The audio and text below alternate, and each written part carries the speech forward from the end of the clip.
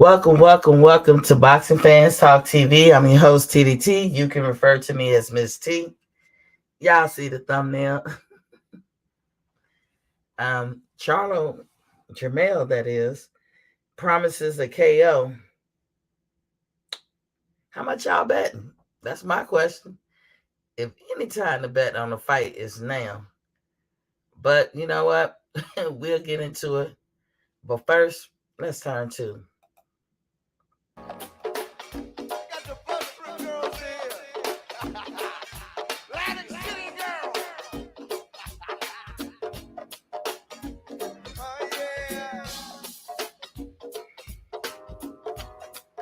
yeah. We talking about Charlo Castano too. That's coming up this weekend. We done had some bomb burners for the last 2 weekends. Why not throw another one on the Barbie?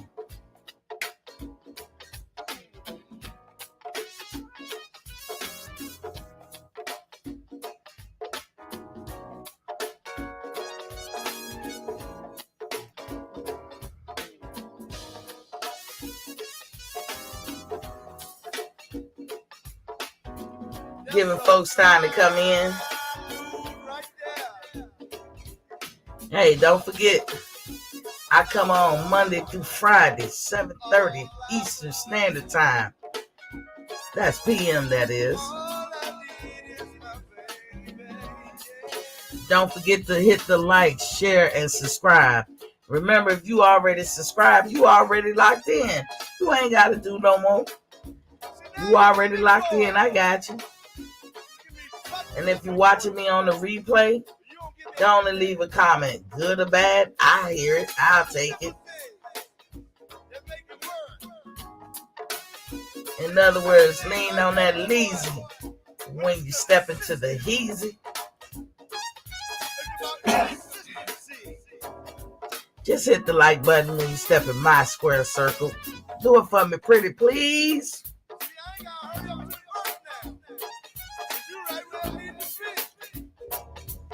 Other than that, how y'all doing on this fine Wednesday day? And remember to drink y'all water. You know, there's 2 most important times to drink your water. First thing in the morning and right at night before you go to sleep. Real sleep, that is. Not no cat naps. A lot of shit going on in your body. Water can be considered the lube. Got a lot of reads going on. Recharging, rebooting, re-cleaning. That's why we gotta drink our water. We burn 900 to 1,000 calories every night we go to sleep. Everybody different. It all depends on genetics. So drink your water. You'll never know. It might save your life. Rock out. We giving people time to get up in here.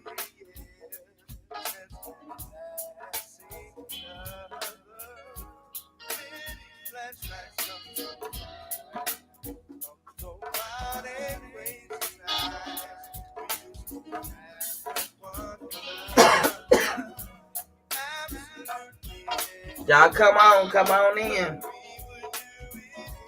to my Facebookers.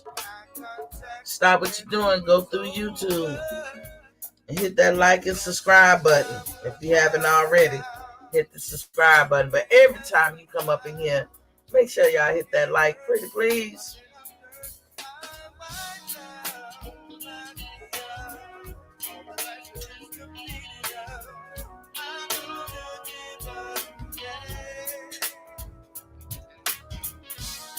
For those of you who care, I'm going to be going on live for this fight.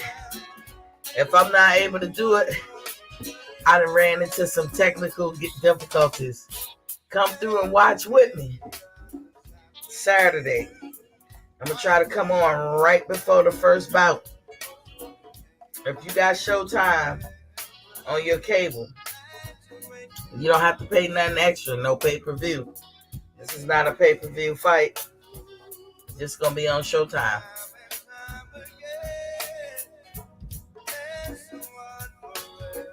Y'all let me know who y'all got. Who you got? I had Charlo winning the first one. Barely. But I'm going to get into what he's saying and what he's talking about.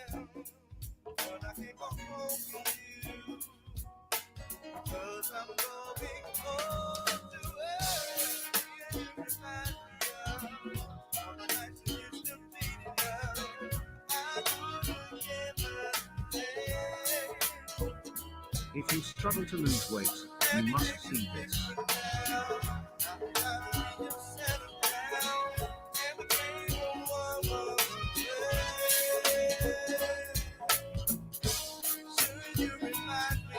Come on through, y'all. Come on through.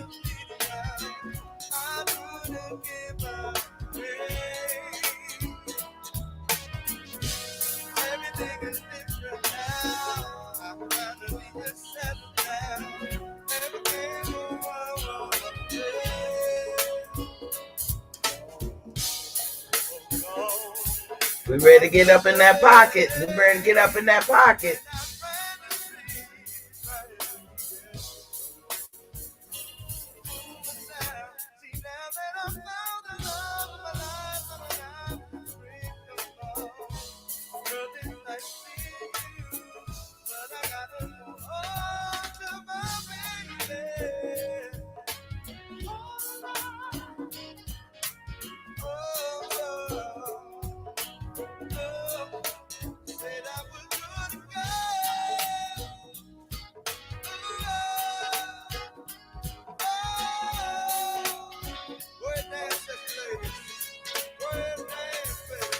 Pocket.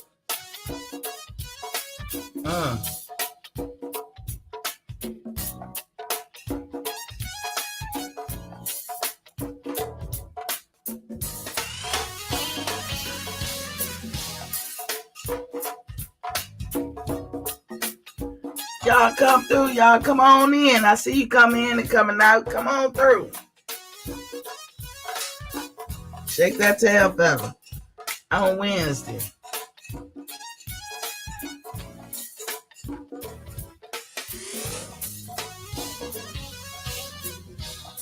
That's the 40-40 girl.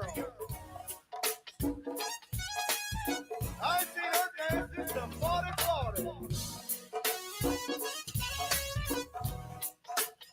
I do not own the rights to this music.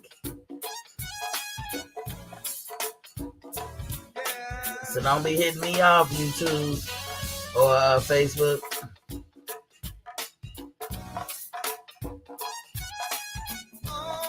For educational purposes.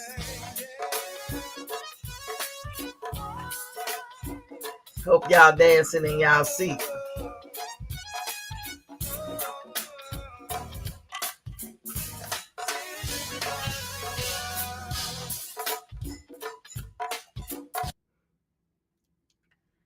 Hey, welcome back.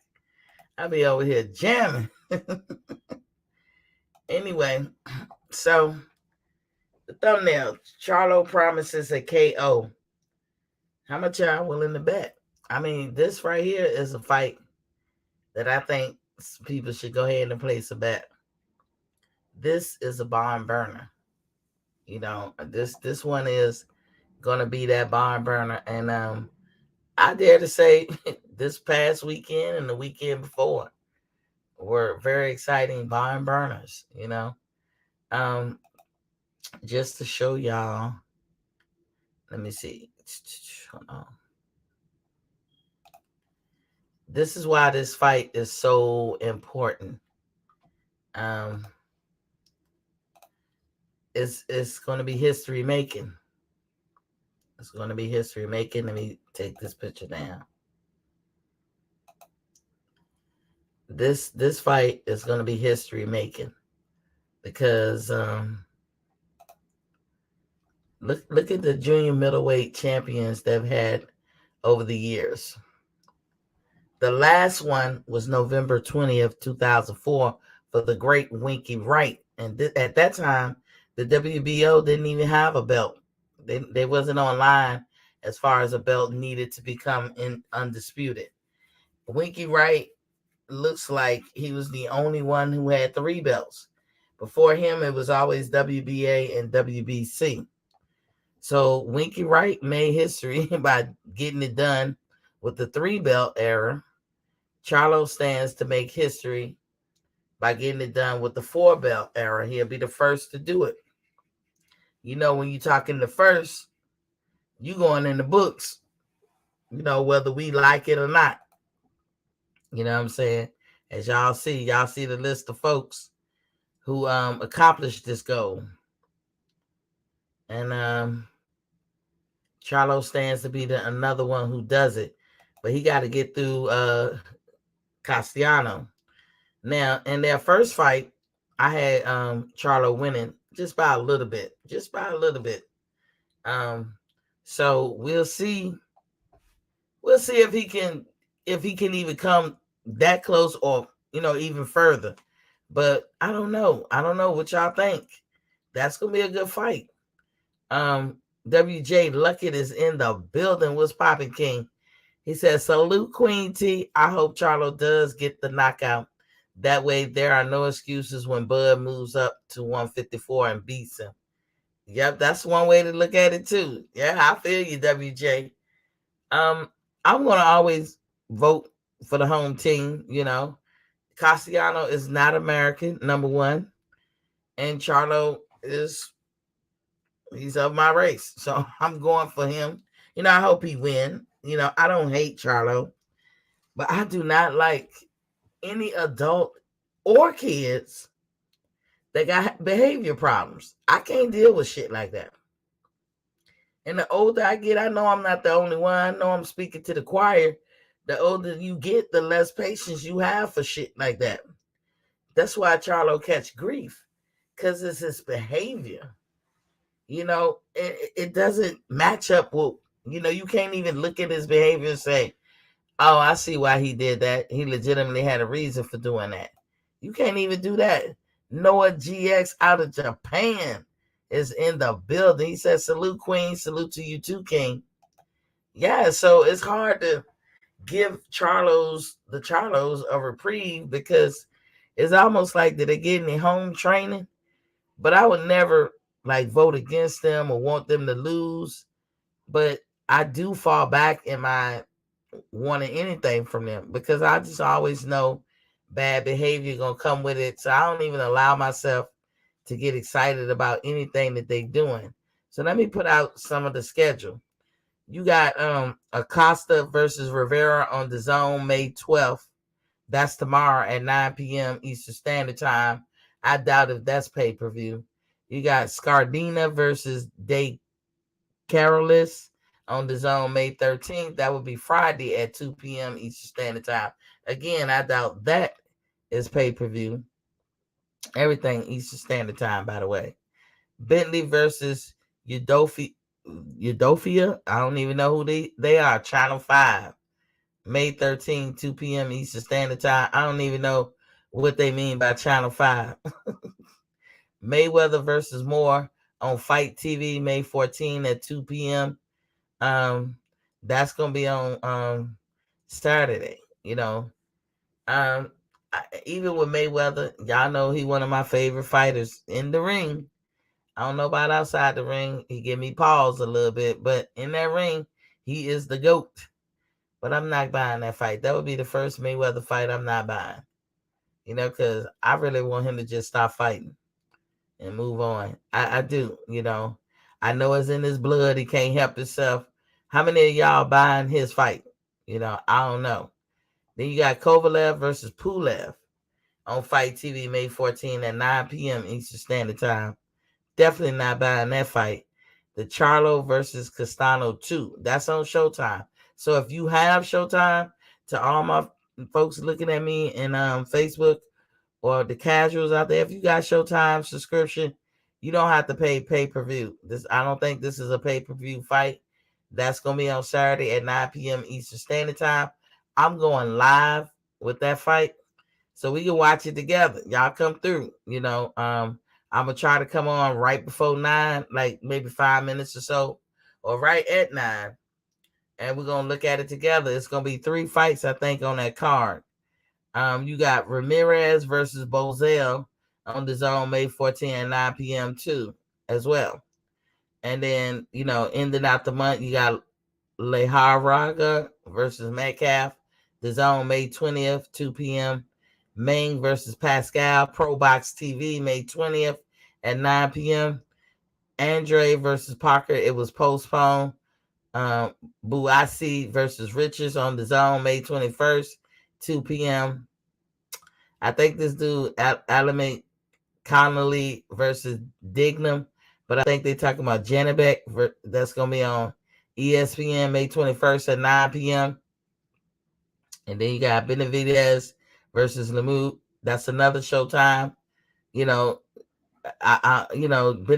kind of tore his draws with me too, but I still will watch his fight. I'm just not paying for nothing he do, especially if he's going through PBC. And then Wildin versus Booker, that's a heavyweight, May 26th at 9 p.m. They don't show with network.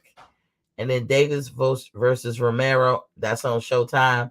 Now I'm sure that's going to be pay-per-view, May 28th, 9 p.m. So yeah, be sure to tune into that one. I'm going to watch that. But again, I'm on my ESPN protest. As I always say, where the contract at? Y'all know what I mean by where the contract at. It ain't here. It ain't been sent. So, hey, they gonna keep playing them games. I guess they don't want my money. But Charlo promises a KO. Now, I like to bet. What I don't like is people who don't pay their bets.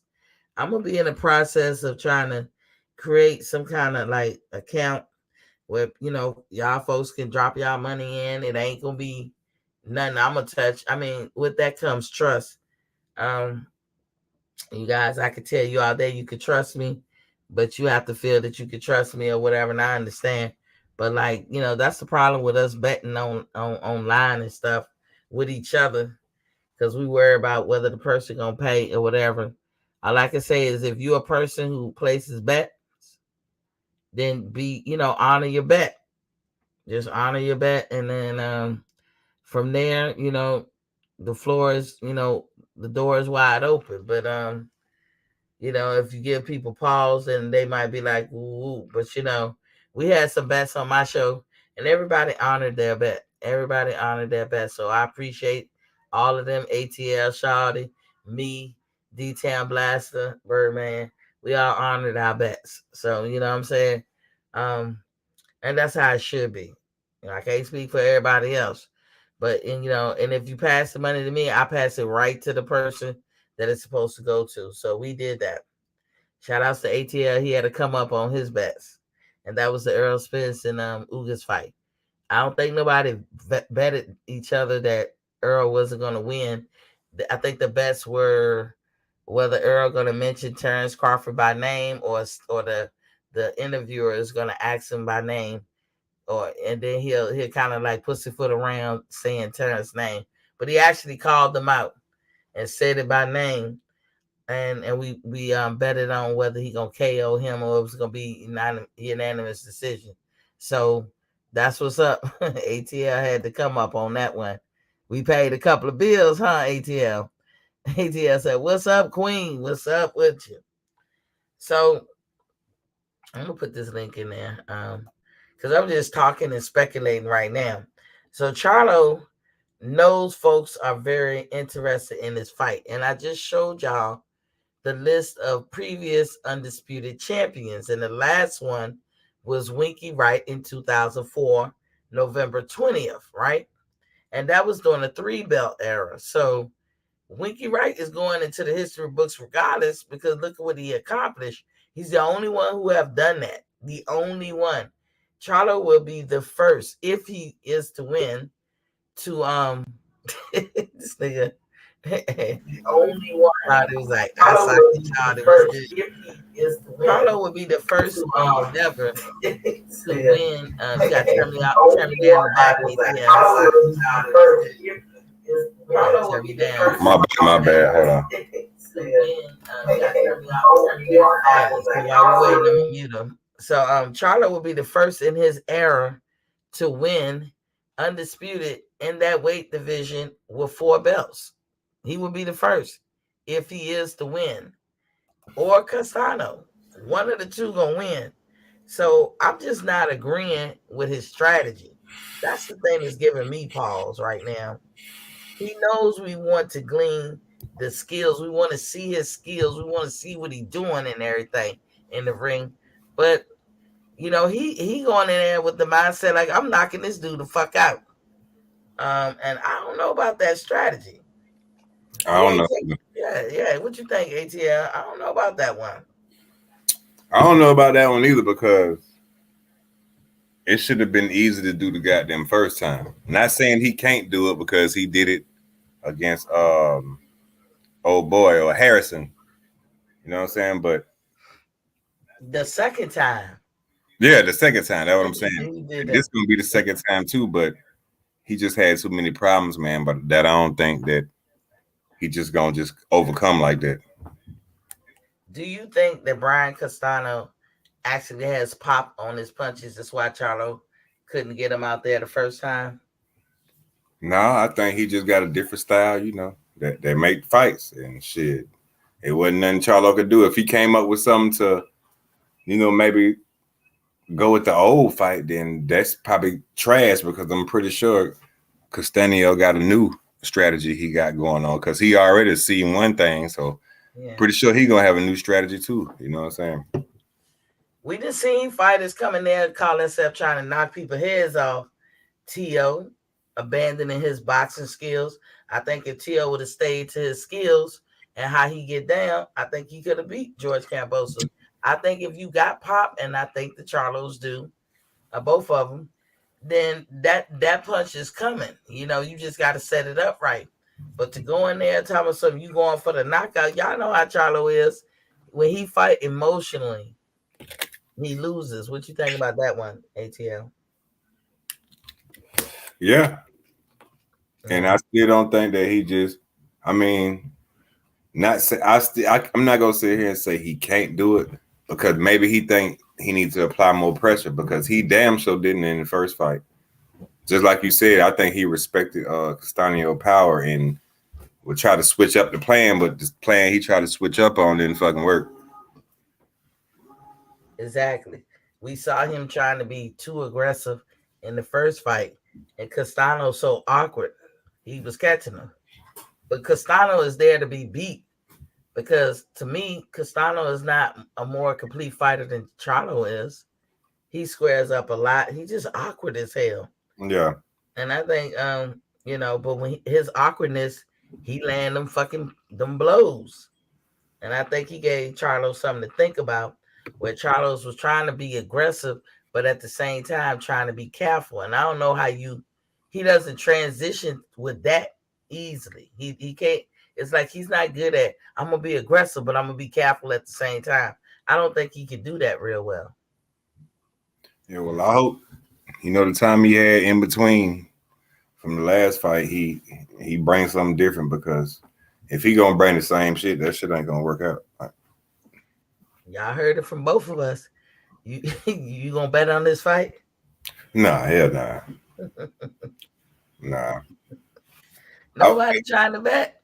I was fucking with them, but they've been extra lately, so I kind of feel bad. So I'm saying if anybody want to bet, I'll write it down. We got to make sure we pay our bets off over here. ATL had that come up. Boy. At the end of the day, it's a 50-50 fight, but I'm gonna go with Charlo. Yeah. I'm gonna go with Charlo this time just because he proved me right the first time he lost. Well, not lost, but had a draw. So he did come back and knock Buddy out. So, and he said the same shit. So I'm just gonna go by what the fuck he said. I'm gonna just say this: if he's emotional, like he normally can get hype, he gonna lose. You remember he said he would go knock Harrison ass out. That's what he did. Yeah, he did. Harrison got caught because Harrison was lingering against the ropes, and he caught him. What was it? A straight? He caught him with something and threw his head back. Goddamn. Yeah, he better be Can't careful with read that. fast. I thought everybody would be jumping on this shit trying to bet it. Nah, Like, I mean, at the he ain't make it nothing to bet on really because I guess of the outcomes of the two draws he got. So you know, this is a very important fight, despite the fact that Charlo is in the mix for it. It's a very, very historic fight. yeah, I know that. I want him to win for that purpose, Right. but I want him to win it in a fashion where we could be like, okay, he learned his fucking lesson and he back. He old enough, huh, to learn some lessons, man. They don't be You know? learning no lessons. But that's all I had to say about the Charlos. Like, you know, I can go on and on and on, but I don't think this is a winning strategy. And I thought when I heard it, I was like, damn, you know, if I was at Vegas or something, I would damn sure go down to that desk and be placing a bet. You know, I would, you know, because I'd be like, nah, I would bet something like it's gonna go to a decision. I still got I would say I got Charlo winning. I would bet $100 that way. I would bet $100 that it will go to a decision. And if I wanted to pick a round, because we know that Charlo can knock him out, I don't know. I would probably pick the 7th through the 10th. You know, some span like that, or like the latter rounds, the last 4 rounds. I'll pick If as a. he gonna knock him out, I give him about 4 or 5. Mm, that's interesting. What y'all think in the chat? Y'all let us know. I put the link in the chat so y'all can come in, and the phone lines are up. Let me make sure because they was up before I came on. Yeah, what y'all think? Y'all let us know. Let us know because this gonna be interesting. And like I said, I'm gonna go live ATL on Oh this. yeah, Yeah, I went live with the Canelo fight, okay. and I just got to get this TV to uh to show the showtime, you know, and I don't know why it's not. I might have to go out and actually buy like a splinter. Oh, so you showed it and everything? Nah, I didn't because I don't want to get in trouble. Yeah. But I was playing the background, commentating or whatever. But Oh, if I could, shit, I would. I don't know yeah. how You to know do that everybody yet. would. Yeah, I don't need the FCC knocking at my door. You know But you they give can you hear, ass a warning first. So, do what? I say I think they give you a warning first. Do they? That would be it. I That would think. be a I good don't know. warning shot. I know, right? The fines that they like to heap on people, I ain't got it. I heard somebody say that's how they got on. They said they got them at just went live one day, showed it and everything, and ended up getting like 1,000+ subscribers in one day. You know, I'm game to do it, but I don't know the rules to that. You know what I'm saying? I'm gonna look into it. I don't know the rules. You know, definitely, I would tell folks I don't know either. Oh my bad, damn. don't cash at me nothing. Don't, because I ain't making no money off of nothing. Don't cash at me shit. You know what I'm saying? That'd be the night not to do that. But do hit the sub button. Yeah, Lean on yeah, that sub button and that yeah. like button. Shit. Do you know I might just show that fight. I gotta figure out how to do it, but I might just show it. You know, I heard some shit, and motherfucker said that's how they end up getting. They said they woke up one morning after the fight, and shit, they had 1,000 subs Damn. overnight. I said, damn. Remember I told you I had over 1,000 folks with me watching it the last time? Yeah, Because they probably thought I was about to show it. You know, I just don't know the rules, y'all. I'm gonna look into it and see what it say. Hopefully, I say that, but I be pretty busy. You know, I don't want to intentionally do nothing wrong, but I'll definitely tell you that's a Showtime event. Don't fucking yeah, you know, don't fuck with don't Showtime. cash out me. Matter of fact, I'm turning that shit off. Don't I ain't accepting no cash app because it ain't Showtime. I do not own it, but I think I might will show it. But let me see. Let me see how that pan out. You know, hopefully I find them rules before I get on. You know, that was just me trying to be extra careful because you know it's all about you gonna make money off the motherfucker, and you don't want to do that. Nah, hell nah. You don't want to do that because I ain't got no affiliation with Showtime. But Canelo is warned by many not to take the rematch with Bivol. That's something I saw throughout the boxing news. I saw that thread that people was warning him not to take this rematch. A lot of folks is coming to the realization that it's the man. You know, it wasn't the weight. It's not the veganism or any other excuse he tried to come up with. He lost to the better man, and they feel like it ain't even just that night. It'll be any night. And then you hear reports that Bivol say he'll move down to 168. Canelo then backed himself into a pickle. Now, one of the guys who said that it was like warning him is Andre Rozier. Wouldn't he know? And he's a boxer trainer, but he would know. He's one of the people that's telling him, "Hey, I wouldn't take that rematch." And I figured like he would know. Shit, he says Canelo needs to go back down to 168 and face Triple G. But here's the thing, y'all know, don't nobody want to see that Triple G fight. You want to see it? ATL, Canelo and Triple G. I don't. Nah. I would want to see. I want to see him and Bivol run it back because I know Canelo. And at the end of the day, if he want to run it back, he gonna figure out a way to win. He gonna figure out what he did wrong, and he gonna win. He just need to be humbled and learn a lesson again. That's all. Like Charlo told Bud. As of today, he hasn't activated his rematch, y'all. I'm just going day by day. As of today, he has not activated the rematch clause. And y'all know it's a time limit on that. You know, he got a time limit on that to activate that shit. You know, a younger Triple G will probably give him some problems because he watched that fight. I mean, if he put all the fights that Canelo had serious issues with and watch him and study him, he would know how to handle it. But we all saw Triple G age in that Murata fight. I mean, we can't act like we didn't see it. And Canelo saw that too. That to me is an easy win for Canelo. This is what I mean by being Canelo just looked terrible too, so he can't really say nothing. Yeah, he looked terrible against a better fighter. But Triple G, he looked terrible, period. He was tired in the third round, like third, fourth round. Like that was terrible. I ain't never seen him like that. But that's what he naturally has a problem with. That's why he probably take those extra things, extra measurements like clenbuterol and shit like that. But he, you know, in the end, it wasn't his age. It was the guy was better. But with Triple G, you saw his age. That makes a difference. Now, if you go back and look at the fight, Canelo from the third and fourth round on was taking deep breaths in the corner every time. Yeah, he was. His conditioning wasn't right. I also look at their hair, right? Because Bivol hair was still somewhat dry in the middle of the fight. It was easy to him.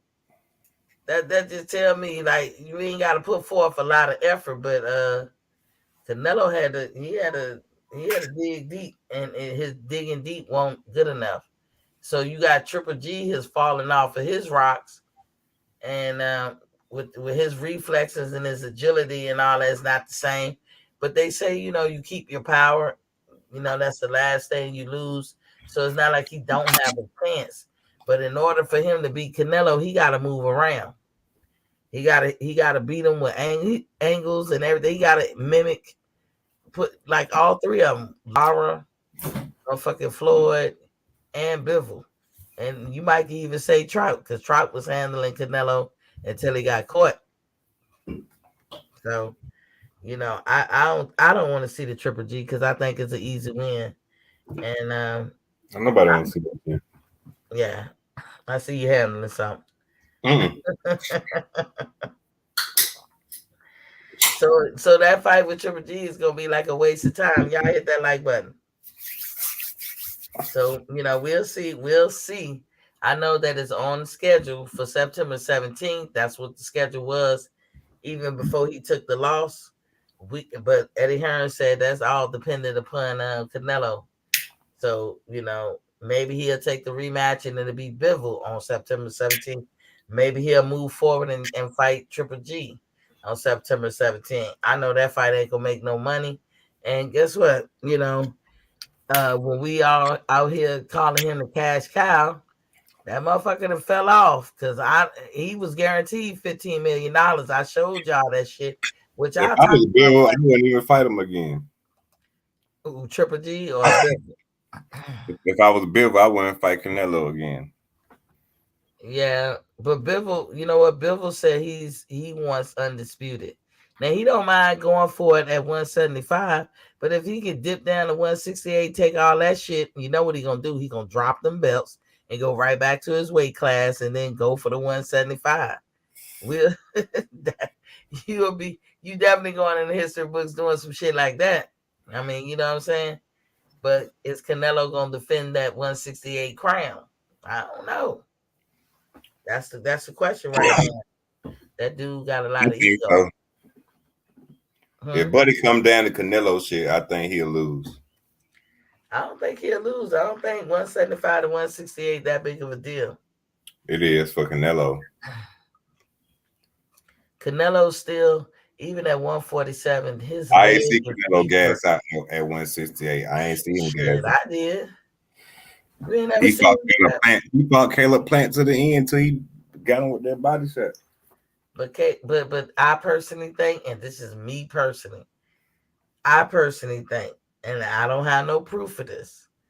I think he had his allowable limit in him, and Caps and Full G be talking about how that shit works. When you take it, a lot of guys take that shit before their 8-week camp, and every couple of weeks that pass, you cycle down. So by the time they're getting around to testing you, because the WBC really only want to test you after the fight. So by the time they get around to testing you, you good.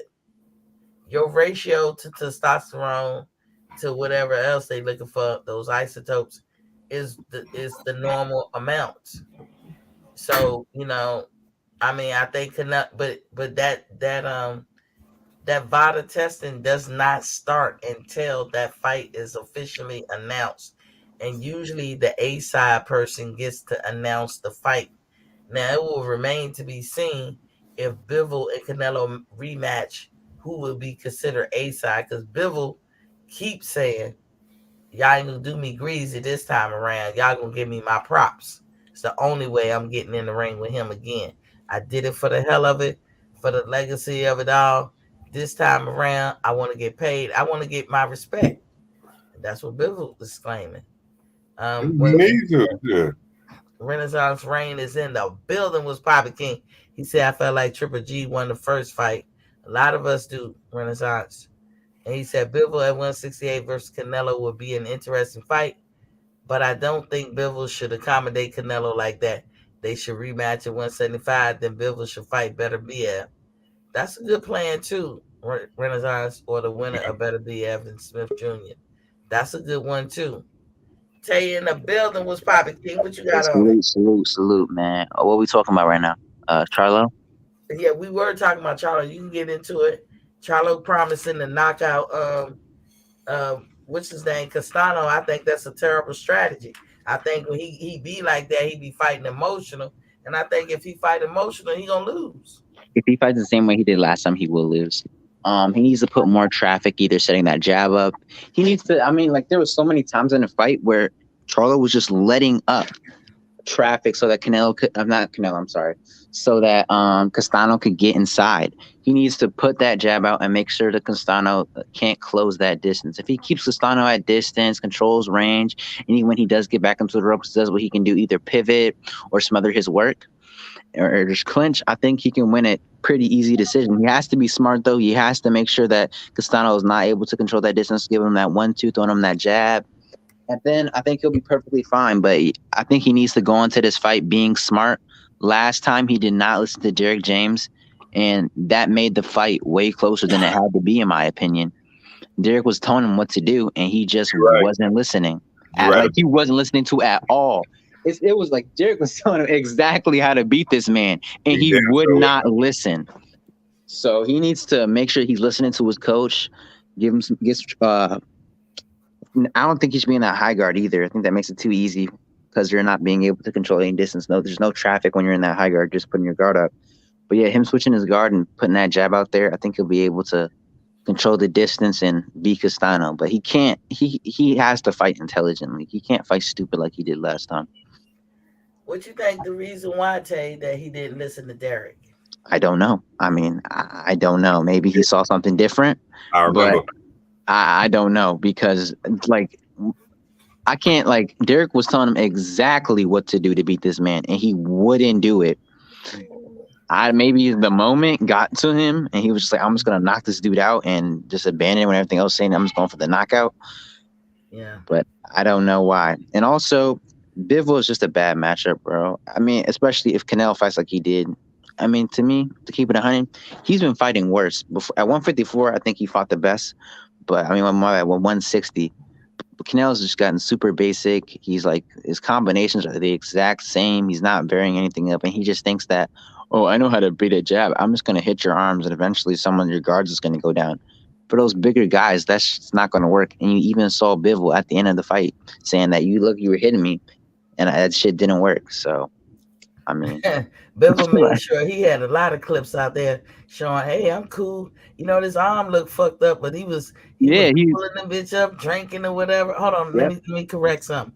Renaissance Rain, I apologize. She said, heard you call me king, sis, but I'm a queen like you. Indeed, I stand corrected. Laugh out loud. I didn't know, but I didn't mean nothing by it. But welcome to the building, queen. I love to see us come in. That's why I started my channel, because I want a lot of us women. We can get into that combat shit too, but I want us to come out from from behind the curtains and talk our shit and swallow spit. Glad to see you in here. Yeah, Bivol. That shit ain't gonna work with bigger fighters. So Tay, let me ask you this: do you think that fighting at lower weights is perfect for Canelo? Because he walks around a pretty big guy. I don't think he can mess with those. I mean, from 175, he fought a real 175 fighter that was a game, and we saw what happened. So he should stay at 168. He should not go up. How he fights, I think it just won't translate. It's just weird. I mean, before he would try to box you, but now it feels like when he went through that whole like European world tour, he thought shit was sweet and that he can just knock everybody out. You know what I'm saying? He banked on his power solely, it feels like, in these last couple of, Yeah, I made the assessment, and this me speculating. I said that if Canelo had walked off the street, and when I was coaching boxing, I looked at him, and he's like 183, 190 easy, just walking around, and I'm not looking at no fat boy or nothing like that. I'm gonna be like, you know what? You should fight at the lowest 160, but I would probably put him at 168. So, Tay, do you think that if Canelo fought really more close to his natural weight, he will be the star that we see him as today? I don't know. I think he's still a very skilled fighter. I think his feet are in the mud, and that's a limitation that he has. But Canelo, I heard he walked around at like near two, like, I mean, it's like near like 190. That's how big he used to be. So he's a small. He's a shorter guy, but it feels like he's really stocky and really big that way. So I think he probably walks around like maybe 190 to 180. So I think probably him staying.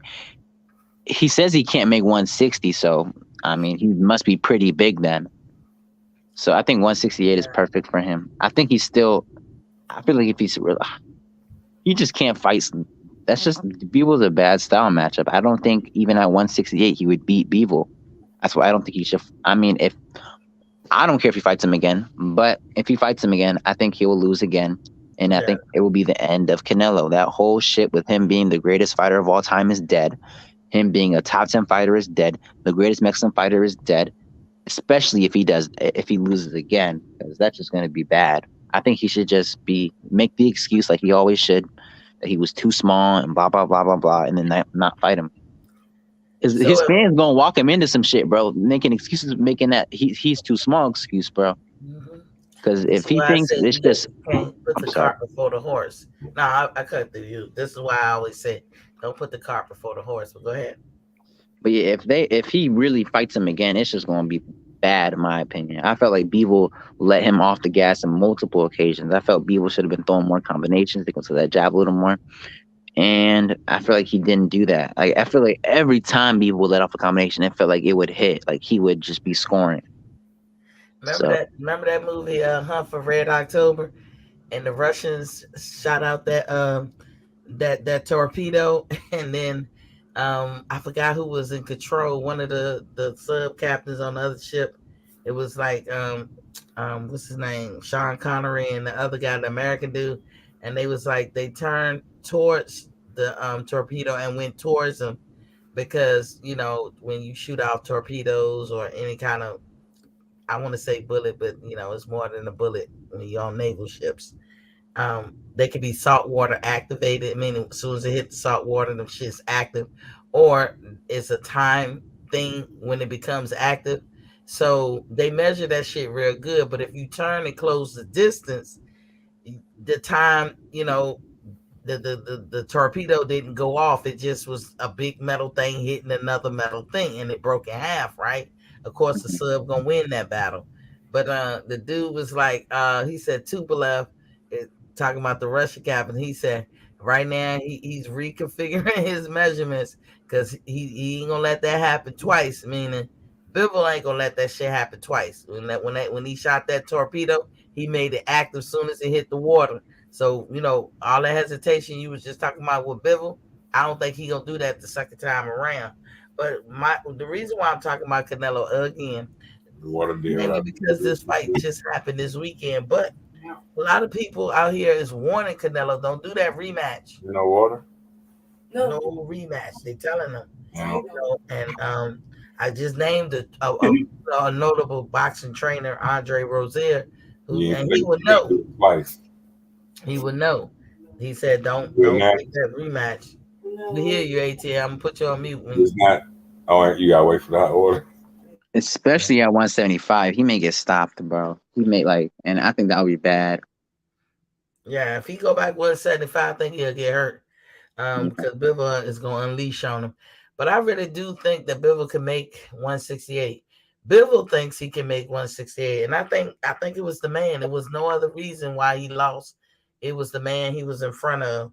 Yeah, So we're gonna see, and I'm gonna be watching with interest because I really don't want to see no Triple G fight. I just really don't want to see it because me that's neither. an easy fight. Now the question I did have too, Me either. I googled it and I saw that Canelo had a guaranteed $15 million purse.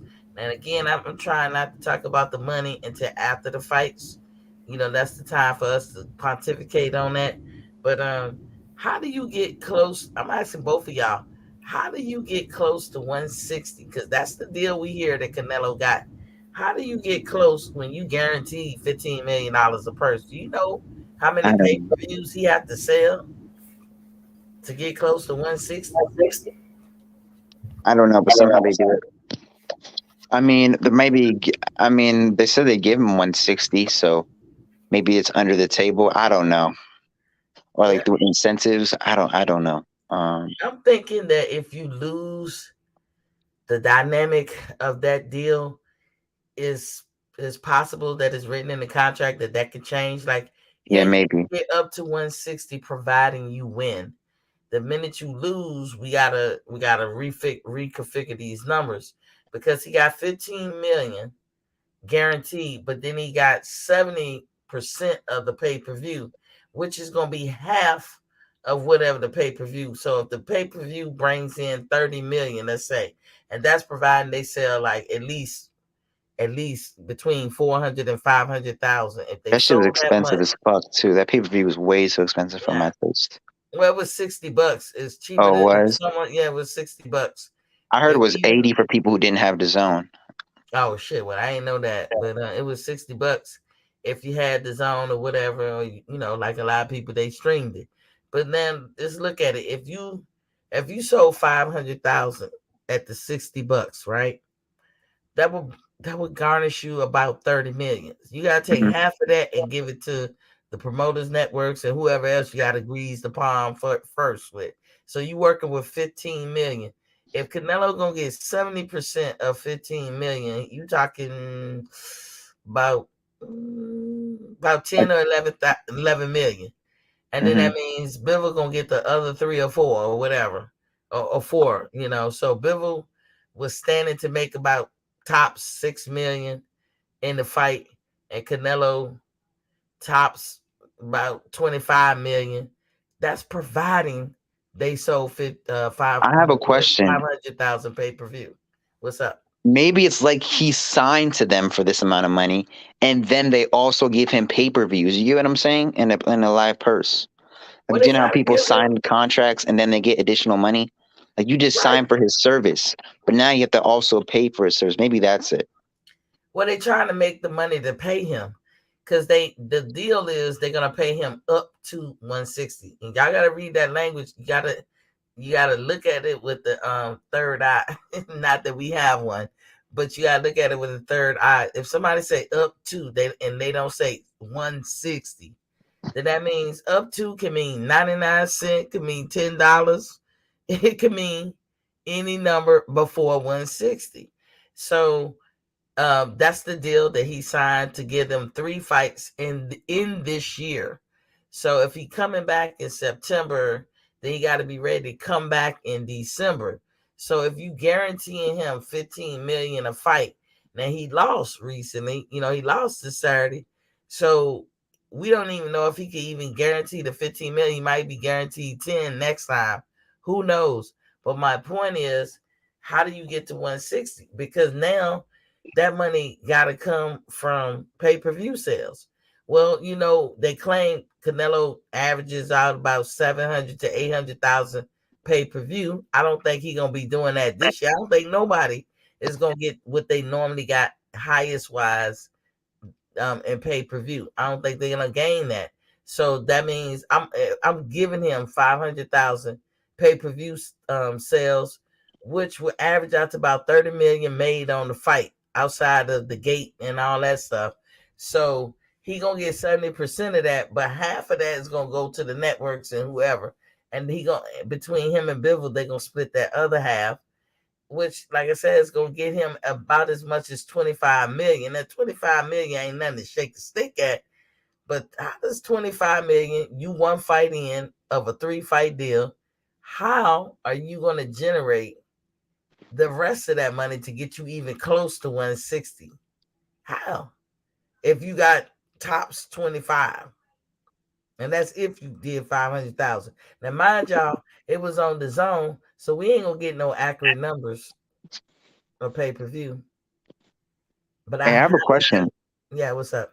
Have we gotten Spence's pay-per-view in Livegate? I'm looking for it. I can't find anything.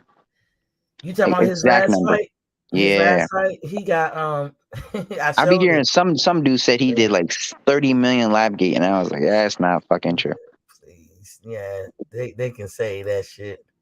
I don't believe it. I used to have it up. Let me see. 30 million is not true for a Livegate, bro. That's some Mayweather numbers. I kept it up just because I knew somebody was gonna come and ask me. So I'm looking for it. There's like no information on that Canelo Bivol. It just says you see it? Huh? Oh, you playing it now? I was trying to look it up. Nah, I looked it up. Okay, so 240,000 pay-per-view buys were sold. Okay. What about Livegate? He got in $100,000 seat capacity.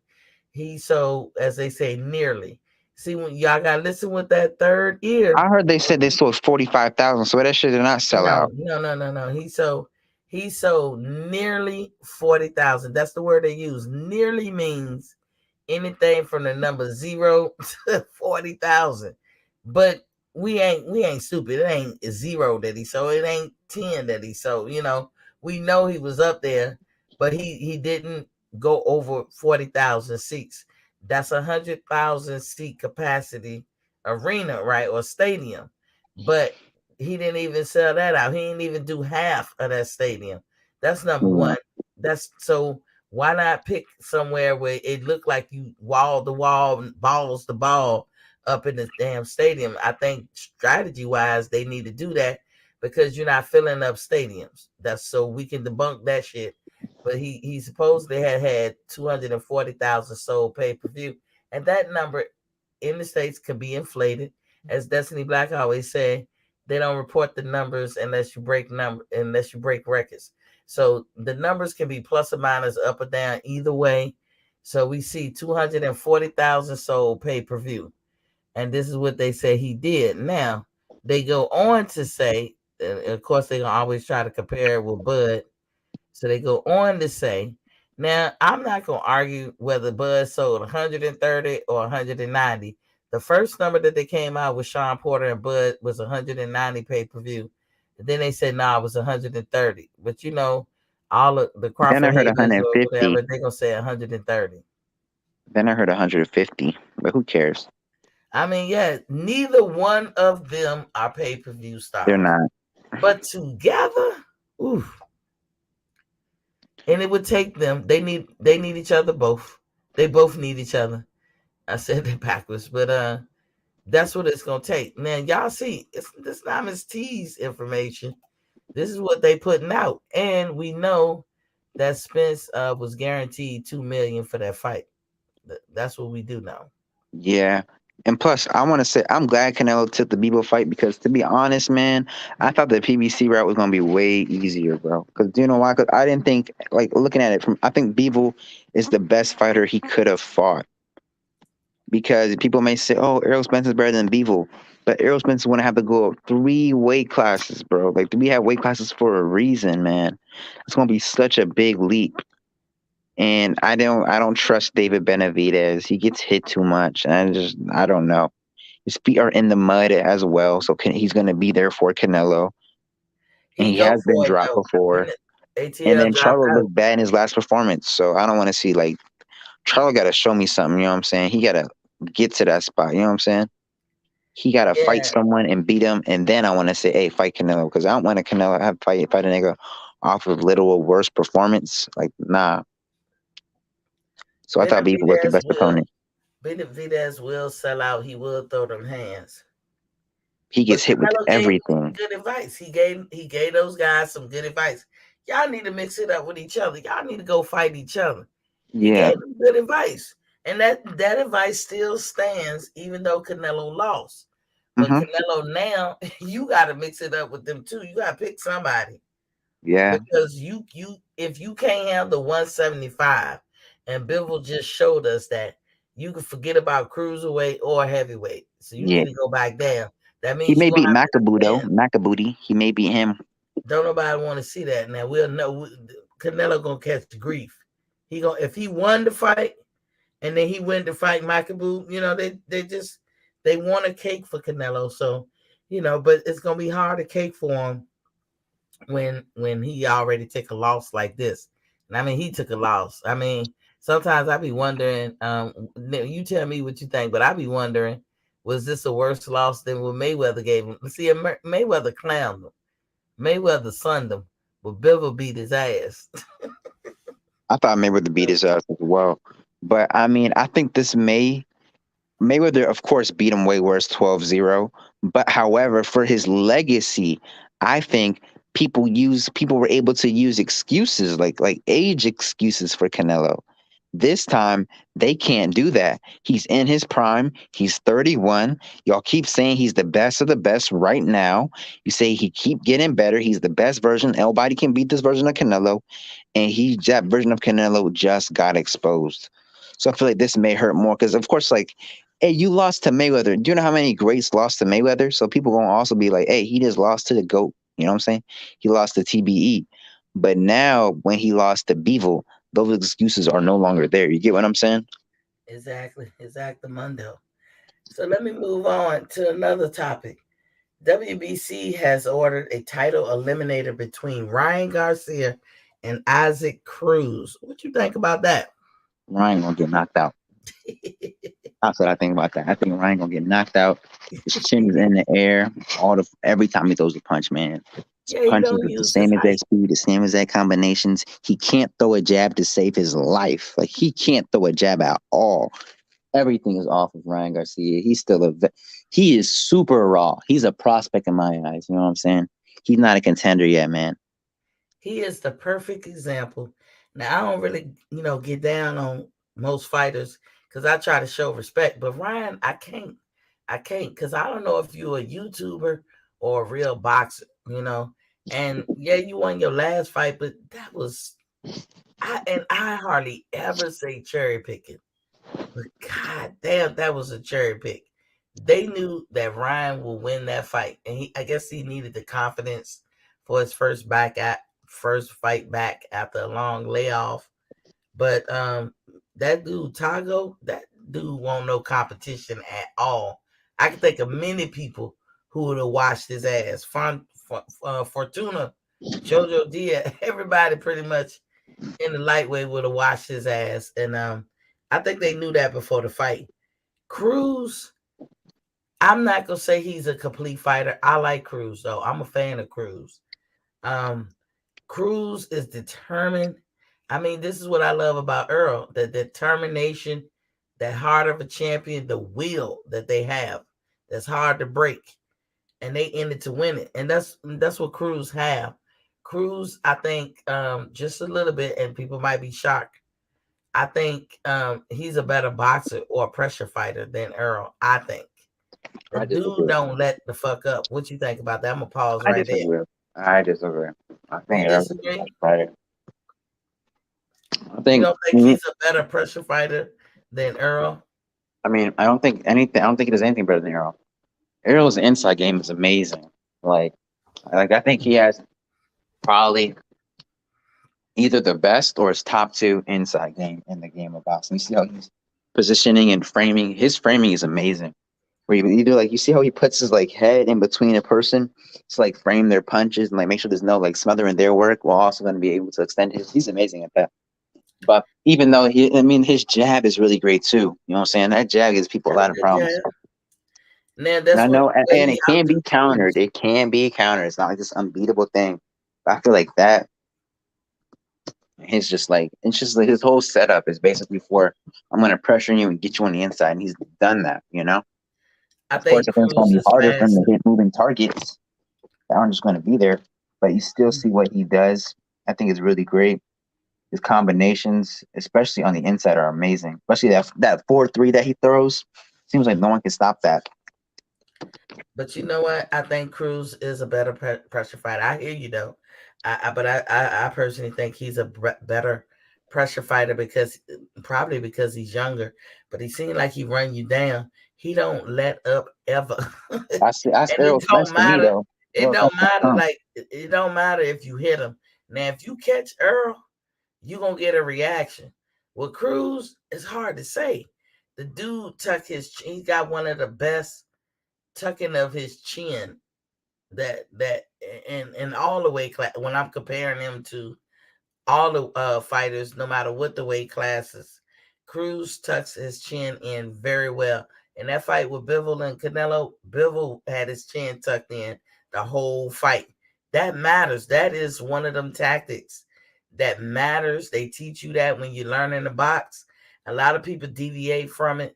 Like you said about Ryan holding the head up high, and even when he come back and your head up high. Who else did that? Goucher did that. Lubin does that. So when you do that shit at your own risk, but Cruz tucked that chin in. I think he got a hard ass head. I think if you trying to hit him on top of the head, because he a short fighter, you just gonna hurt your own hand. The boy got a brick for a head. But it's not like Ryan can't win. I don't like Ryan because of the way he move and shit. But I'm gonna say this: it's not like he can't win. I don't see him as a complete fighter. He could be. He might even be. But Ryan, he doesn't come in the ring and stay on his toes. Number one, he hold his head up high, so he don't effectively use his height in a correct way.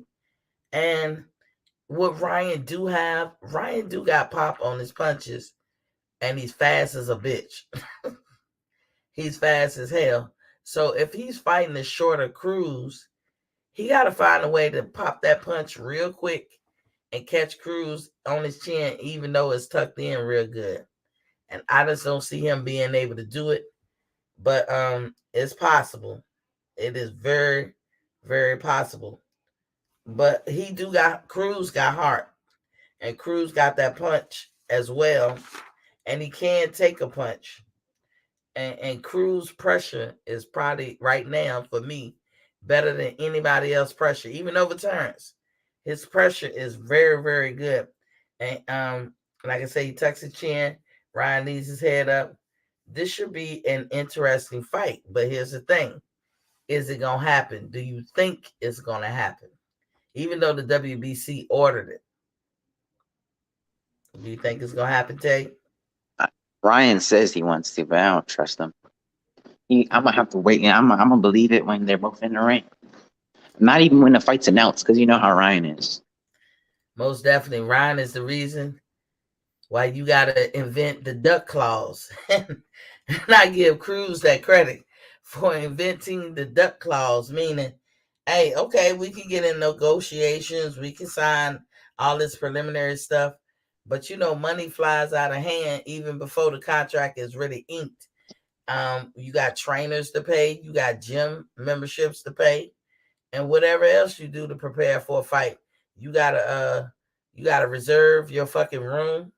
You gotta do a lot of shit, pay for your plane tickets, all that shit before you get in the fight. Damn, Tay dropped off too. And so Ryan is notorious for talking that big cold cash shit. Then when it come time for the fight, he nowhere to be found. Meanwhile, his opponent then shell out some money, and you don't get that money back. You know what I'm saying? He don't get that money back. What's up, Tay? So that's why I say, with Ryan, you you just got to be careful because, like you said, he'll pull out. He'll pull out, and then what you got? You just spent this money. There ain't no refund, or you ain't getting all your money back, and that's just not cool. And, ain't nobody. And I know some of these fighters, they got a lot of money, but you can't say it like that. You shouldn't be in the business of wasting money. That is not a winning strategy for your career, to be shelling out money only to have shit canceled, or even going through a training camp halfway or through a whole training camp only to have the motherfucker pull out. I mean, so with Ryan, you gotta put that duck clause in. But then they saying that this can mess up Tank and Ryan for later this year. We don't know if that's gonna happen. That's what they claiming. Like you say, I'll wait till they get in the ring, make that walk, and then I'll be like, oh shit, this really is gonna happen. The trick is, do Ryan want to fight? Now, this will be the fourth title eliminator that the WBC tried to put or order on Ryan.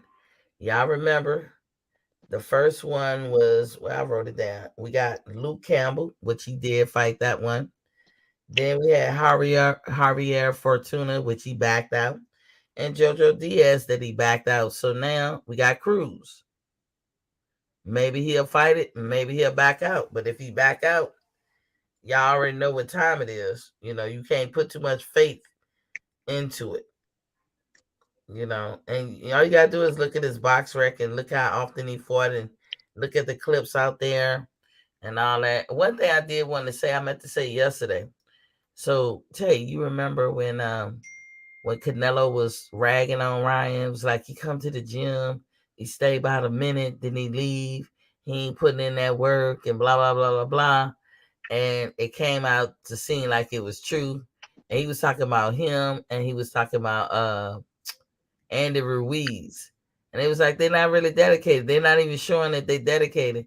So don't try to put it off on Ray Nusso's team. You guys ain't putting in the work. So all of us looked at that and was like, damn, that shit is true. Damn. But what was his retort? Do you remember, Tay? He said, I don't know. I forgot. He said, Ray Nusso only care about Canelo. So he only really have time for Canelo. So if that's your trainer and you ain't devoting your time, equal time to him or some other fighter other than Canelo, why would you want him as a trainer? That was a good point.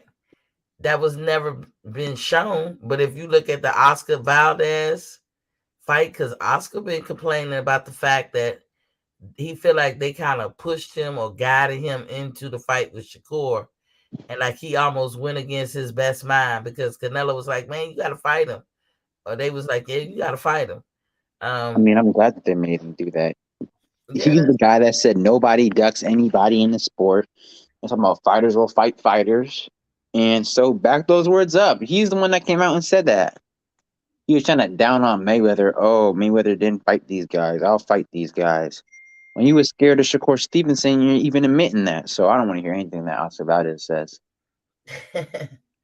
but maybe Ray Noose will give him time, equal time. Because if you're the trainer, you got to train these guys. You got to be in there with them and all that stuff. And if I'm a boxer and every time I come up in the gym, you pawn me off on somebody else, why the fuck am I paying you? That's kind of like, I don't know how y'all guys feel, but when we go get our hair done and we come up in the shop and you pawning us off on somebody else and we put our faith in you, because people territorial about certain things. And I would imagine a fighter would be territorial about their trainer. Like, they at least want some equal time. I give Derek James that. He get the time to Charlo. He get the time to Earl Spence. Bo Mac too. Bo Mac give equal time or good time to all his fighters. You know what I'm saying? But if you're a trainer and you can't spread yourself thin like that, then why take on these fighters? And of course, if you're not giving them the time, why would they stay in the gym? What you teaching them? You basically saying learn on your own, and I'm gonna reap the benefits when you win because you falling under my umbrella. And maybe Ryan was telling the truth. I don't know. What y'all think about that in the chat? Because I don't hear nobody talking about that shit. But to be fair, Oscar Valdez and Canelo fought a week from each other. Like, how are they able to both, get the exact training that they needed, That's true. It can be done. I mean, I think with people like Cunningham, Coach Cunningham, when he was training Javante and Broner at the same time. I guess it can be done. It depends, but that was one of Ryan's complaints. Like, shit, you ain't giving me the time of day. But Canelo painted the picture like Reynoso is here. He's waiting on you. You come in, you stay about a minute, then you out. I mean, hey, it's a different perspective. it might bear to be true. You know what I'm saying? So I don't know. But that fight, if Ryan and Cruz mix it up and Cruz beat him, that's gonna mess up the fight between him and Javante, because they claim they really want that fight at the end of the year. I don't think they want it. But Ryan is the prime example of why you don't put the cart before the horse. How is this man? Now, I'll let you guys do it yourself. Go look up his box rec. Go look up all the clips. If we say he ducking, prove us wrong. He is ducking. He has cherry picked. Early in your career, you doing this, that's not a good start. But how is Ryan even in the talks to be the person who fight the winner of Cambosos and Devin Haney? Because of his because of his Instagram followers, that's why. And that's fucked up. Not because of what he do in the ring, but because of his popularity. We not running no beauty pageant here. That ain't no popularity contest. We ain't clicking up in here. And now he's in the run for Gervonta Davis' regular WBA championship. He's not going to try to fight Gervonta, so it don't matter. And who cares? To me, that's a Reggie belt. I don't care about no regular belt. I care about the fact that how is he in the talks? How is he in the running? But like I said, this will be his fourth time doing the title eliminator or being pressed to do a title eliminator. And he out and with this, with no record, no championships, not even an interim, like you said, Reggie belt, he in the running for a Tank and Rolly winner or a Devin Haney and Cambosos winner. Now, WBC has also ordered a couple of other fights. O'Shaquie Foster versus Eduardo Ramirez. I don't know who Eduardo is, but O'Shaquie, I like to watch him. And then Noel Michaelis Leon, I'm probably messing his name up, versus Thabiso Manchuno. I don't even know who that is. Jerron Maloney and Nawapan Sor Rungvisai. Those I'm just letting y'all know the extra orders that came out here late with the WBC. And let me see, I forgot to put out something yesterday. So we know I don't know if y'all knew that Kell Brook finally decided that he's retiring. Did you hear about that, Tay? No, I did not. I did not know that. He's 36 years old. He said he was champ between 2014 and 17. He said he will never box again. The truth is, boxing is very tough. He claims he feels blessed. He has all his faculties intact, and he needed the grudge match between him and Khan. Now that he got it, he feels solidified, or he feels vindicated, and he wants to be like a trainer or a manager going forward. I had a feeling he would say that because, Khan is such a, that was a big win for him. And I feel like if he fights anybody else, he won't lose. So why not go out on a win? You know what I'm saying? I ain't mad at him. I don't know how much y'all, because everybody was talking about, oh, if he get healthy and he really come back, he could do some damage. Like y'all want to see him and Bud running back. Like that was a fluke that Bud beat his ass. No way. They wanted to see him and Bud run it back. I'm sure people want to see him running back because they talk like Bud got lucky. Bud beat the brakes off this nigga. They gotta stop changing the narrative. It's either he's trash and Bud be the guy who's garbage, or he is good and Bud just was lucky. So they gotta stop. They be making these narratives, man. They be just making no sense. None whatsoever. So I got you here, Tay. Let me get your thoughts on. And anybody, like I said, I put the link in. I'll put it in again. The phone lines are open. So once again, day by day, I'm gonna be like, "Where's the contract? Where's the beef?" What's your take on that? Like, where's the contract? Yeah, I mean, these guys supposedly want the fight.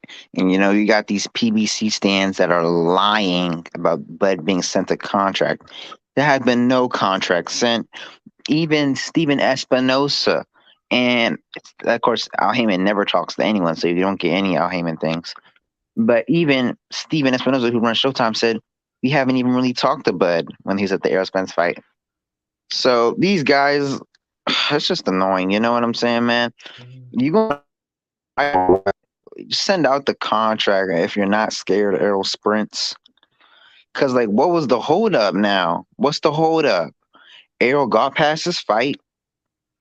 You know what I'm saying? Are they waiting for a mandatory to get strung up on Errol and be like, oh, well, looks like we can't fight Bud? You know what I'm saying? Yeah. So they look like they already wait. Like, they hoping. And mandatory fans, all the Errol sexuals going to come out being like, yeah, here's the mandatory. You know what I'm saying? Here's the mandatory, man. It's man down. It's man down. Here's a mandatory. He don't need to fight Bud right now, man. Bud took too long to fight him. You know what I'm saying, man? Bud took too long. Bud should have signed this imaginary contract that has made him slip my mind. He imitating y'all Spence fans. But here's the thing. Like, my boy PGH comes in here. Look, Andrew Charles laughing. I know, right? He said that's how the Spence fans sound like. They gotta put down the strawberry stimulating oil. I don't know if you've seen that video of Errol Spence eating strawberries. Yeah, I ate the strawberry. I wanted to send that to you because I saw that video. I was like, oh shoot, Errol looks zesty. But here's the thing, y'all. PGH, my boy, he comes through here often and he'll say, Bud, make the fights. Stop making excuses. And I've opened the panel and I say, hey, is Earl the big fish? Now, y'all have heard me on this panel capitulate, go ahead and say that Earl is the A side. I can't get no more plainer than that. And Bud doesn't even have A side, Who makes the contract? The A side. I mean, Errol Spence, right? He's the A side. Yes. Destiny Black is in the building. Was popping, Queen? Why you get off the other day? Hey, Sissy. What other day? When you came through the other day, you said it's a good topic. And then you Girl, disappeared. no, what happened was, that was earlier during the day, but then I had got real busy later on. Then once I realized that you was on, it was already too late, so I couldn't even get on there and talk to you. That was my bad. Let me get these chats because I don't want to get behind on the chats. Mm-hmm. Renaissance Rain, the Queen said, do you all believe they could be waiting to see the winner of Charlo Castellano? Then they'll have Spence say he can't make 147. So instead, he'll move up to face 154, winner undisputed. You know, I'm going to give everybody a chance to speak on it, Queen. But I'm going to tell you, Renaissance, that he's on his, I had said third plan. But then we had to say he on a fourth plan because behind the scenes, he was an eager beaver trying to get that Canelo fight. That's a fourth plan. So, but on the third plan, he said, I got 2 more fights and then I'm moving up. It wasn't clear that if he was counting Ugas as one of the fights or he was saying 2 more fights after Ugas, but he clearly saying he's moving up. So it could be that's what he want to do. I just want him to keep the same energy that he had for Ugas. Don't be satisfied with just 3 belts. Go on and go for the gusto. But Destiny, you in here, so what it do? Oh, What's up? They're not. You know what? Charlo just spoke about fighting the boy One Eye Willie, and he said he will not fight him because how would Derek James be able to, manage, but train both of them for them to fight? He already said that. He already shut that down. But that would be good if he moved up to 154 and fought Castano, saying how Castano already tapped that ass twice in the amateurs and knocked his ass down. I would love to see Spence knocked off his goddamn fake ass throne that these clowns put him on, payola niggas put him on. Hey man, he big fish. So you think that Castano got power, Destiny? Is this why Charlo won't really running up in there? Yeah. Apparently he does. He put on, when they asked Spence about him being knocked down and shit and beat up by Castano, his ass gonna respond to he don't remember. Bitch, you remember getting beat up. Stop lying. You remember that shit. Everybody remember that ass whooping. You remember that ass whooping. 2 of them to be exact. Stop playing. So the beginning part of my show, I was asking the question about, and I'll let you pontificate on it, Destiny. So Charlo promises that he's going for the knockout. I'm like, shit, this is the time to put a bet down. Do you think that that's a good strategy or winning strategy? Absolutely not. Boxing is about strategy, and it's a game. It's it's chess. It's not checkers. And if a knockout comes, then shall it be. But your ultimate goal is just to win, and it's to make better chess moves than your opponent. If that's your whole goal, then you will end up looking like dumbass Cinnamon Sugar did and dumbass T-Ho did. That should never be your goal. Is to get a knockout. Your goal should always be strategic, and it should always be to win. Now, the knockout comes, and by all means, let it come. But yeah, that should never be your goal. Yeah, I think he's proven, like you said with the T.O. fight, that's not a winning strategy. Also, what he did with Harris in the beginning, because he was really trying to knock his head off. Harris was a better boxer, and like you said, if the knockout comes, so that proved not to be good for him too. I think this is time for people to put some bets down, because if he come in there with that strategy, he gonna be sadly mistaken. It's gonna be a long night for him. Exactamundo. D Young is in the building. Was Poppy King, and let me say what's up to Maceo Golden in the building. Was Poppy King. Hope everything is well with your daughter. He said, "Hello, beautiful queens." D Young, what you got on it? Hey, Maceo. What's going on? How y'all doing? We good. Like you. What's up, baby? Not much. Hey, if he go in there thinking he about to knock this dude out and going for that game plan, you can cancel Christmas, man.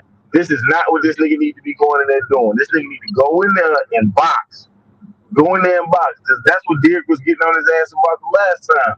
He wasn't listening to Derek, and that's why this shit is draw. He go in there and try to do that shit this time, man, it ain't gonna be pretty.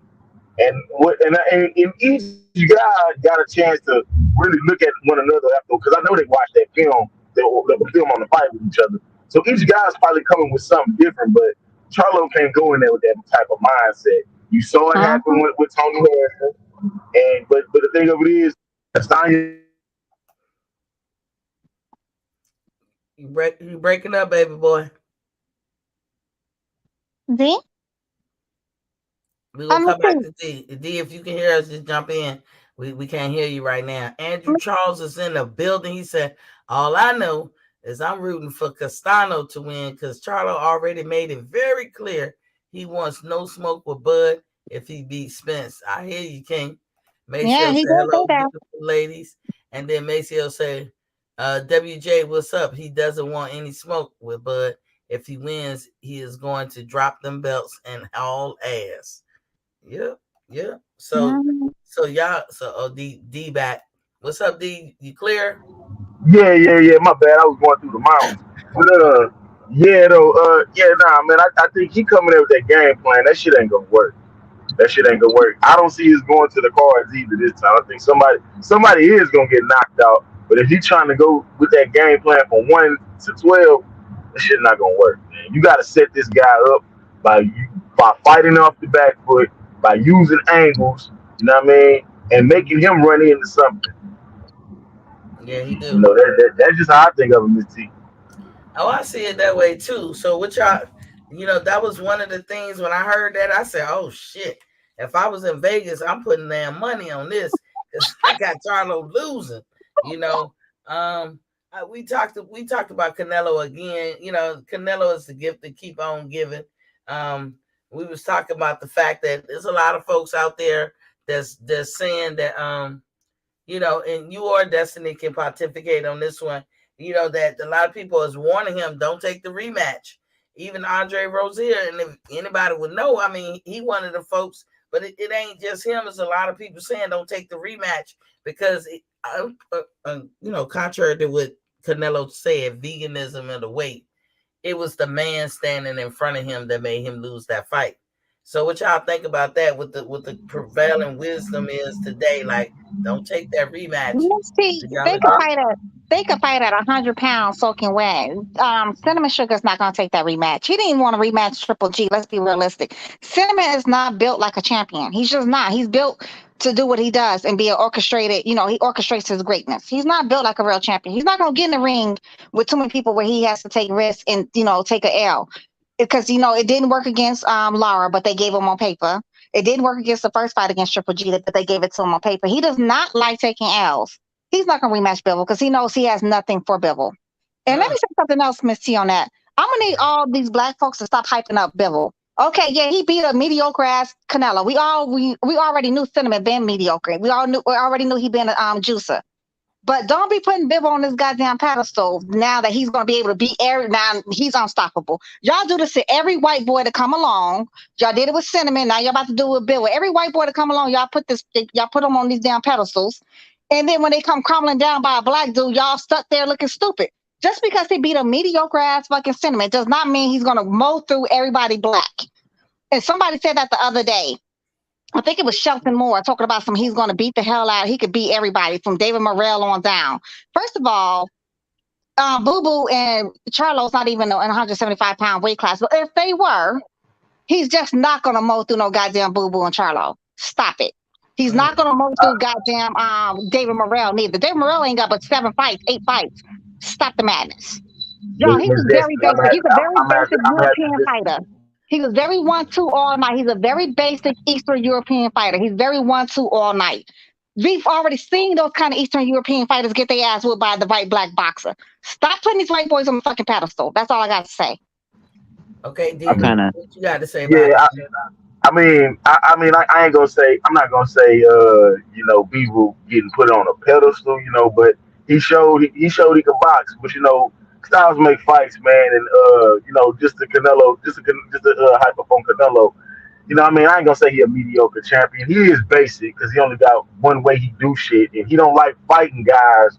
He don't like fighting guys that move and box. That's just one thing. And then it did show. It showed with the Laura fight. It showed with Floyd, and it showed with Bivol. So if you can move and box and pretty much take his punches, You know what I mean? You can beat him, but however, I mean, Canelo has improved. Maybe not on the shit we wanted him to improve on, but that slick head rolling that he do, man, he didn't do that shit 6 years ago. I disagree. You saw in that Trout fight, he had great head movement, man.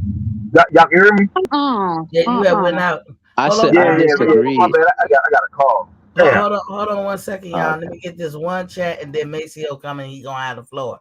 Renaissance Reign, the Queen said, interesting. Derek James fighters have been promising KOs. Spence delivered on his promise. So let's see what Charlo does. I got Castano though. Maceo, what you got on it? What's up, everybody? How y'all doing? Hey, how's Lady T, everything with your daughter? everything Mr. good, Lady Lexo. T. Lady T, Okay. everything's good. They had me scared for a minute, but not as bad as when I got the telephone call was. Just that Yeah. son-in-law was driving, he kind of nodded off and sideswiped the goddamn 18-wheeler. You know, I was more concerned. Yeah, I was more concerned about my grandkids and them. Not make sure everybody was fine, but everybody turned out okay. Okay, cool. Prayers Mm-hmm. sent, as always. Andrew Yep. Charles said people just be saying Bivol could be any of the guys Canelo should have been fighting. You can make that argument. That's what Andrew Okay. Charles say. But Well, Maceo, you got to go. I got first thing. Yeah, they can call me a hater all they want. I don't want Charlo to win Me because neither. Fuck Charlo. I hate that the nigga. I reason mean, I why don't hate him. Hold my on, thing Maceo got is to go. Maceo got my to go, thing y'all. is the reason why I don't want his ass to win because you ain't gonna be able to close this motherfucker mouth. He gonna talk more shit than a little bit. He gonna swear he the almighty God of the boss and every goddamn thing else. So what you You think know, about he his just strategy? What you man, think listen. about Maceo? I'm not Maceo. Charlo's strategy that he So said he coming in with. come on, knocking somebody out. Yeah. He don't have power like that, man. Like I said, if he gonna knock somebody, he'd knock old boy out the last fight. He tried it damn to knock the boy out and couldn't do it. You feel what I'm saying? What he gonna fuck around and do is get his ass knocked the fuck out. I'm just gonna keep it real because Are he y'all damn betting? he damn near was gone. Is anybody betting? Anybody in the chat? Anybody betting? Man, listen. I heard that he was selling them tickets that he was selling on that fight too much, man. Ooh. I mean, you know, you don't really have too many people, talking too much shit about the fight, really. I I'm mean, gonna it's go like live. this. I'm gonna go live, y'all, this weekend. Yeah, I'm gonna go live I'll be for the there with you, fight. baby. I'll be I'm there gonna go with you. watch But it. the thing is, and another thing, if he win, he gonna drop them belts, man. He gonna drop them belts. I just put it in the comments. Just basically, he win, he gonna haul ass. He's not gonna stick around, especially Crawford coming up, because he know Crawford gonna be the number one contender, mandatory for the WBO. You feel that? And he gonna haul ass. Cause he talk all that shit, but he don't want. Earl don't want to smoke. He don't want to smoke. Neither one of them don't want to smoke. They still doing the same identical thing they were doing a long time ago. They're gonna freeze Bud ass out.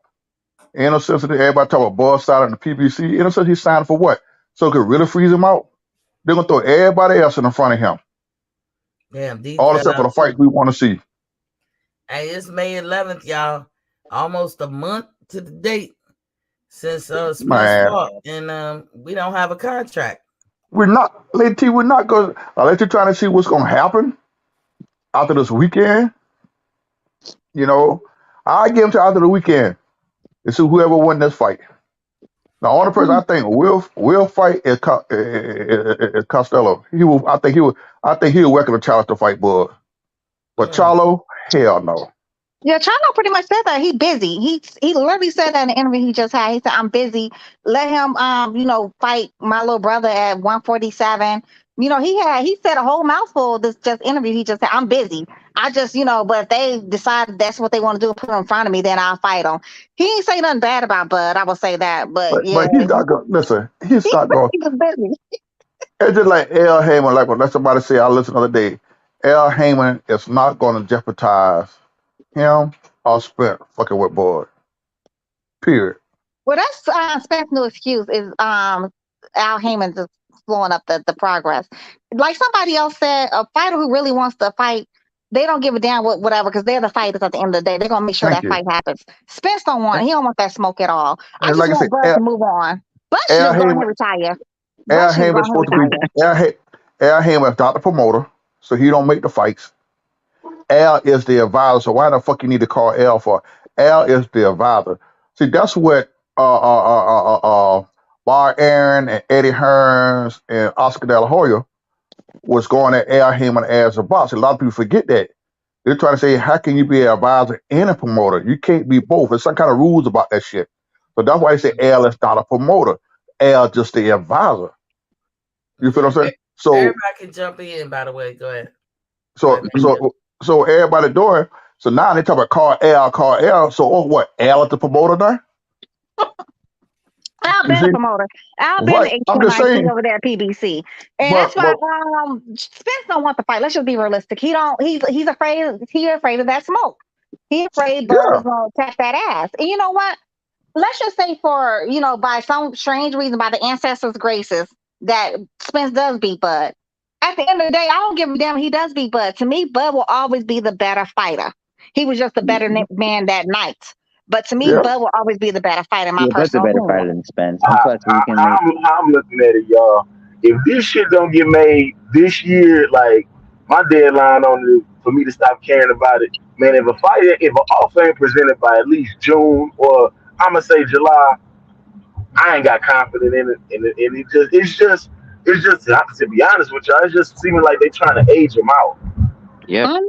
that's what I've been saying, man. He's getting older. He's But the getting thing, but older. guess what? Derrick James said But that. see, Derrick James pretty much said that. Derrick James said that, oh, yeah, look what Roy Jones' athleticism, by a certain age, look what happened. So he pretty much alluded to the fact that they're trying to age Bud out. He literally said that in an interview. He was like, what's but the guess what? man's name? But guess what? They're gonna be a rude awakening. You feel what I'm saying? Because see, you gotta look at the type of life that you live, the way you carry yourself. Prime example. Look what Big George was able to do at the age he was.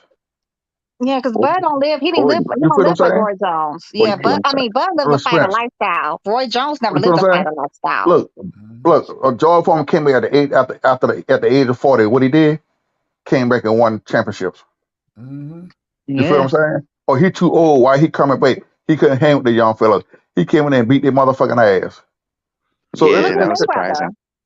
And so Mayweather did the so same thing. it's the way that you carry yourself. If you take care of your body, age ain't got nothing to do with it. Prime example. How many of y'all look at wrestling? I don't Who? look at it that I'm much. a rapper. Okay. But prime example, this guy they got called Bobby Lashley. Hmm. Yep. If y'all look at you know who I'm talking about, somebody?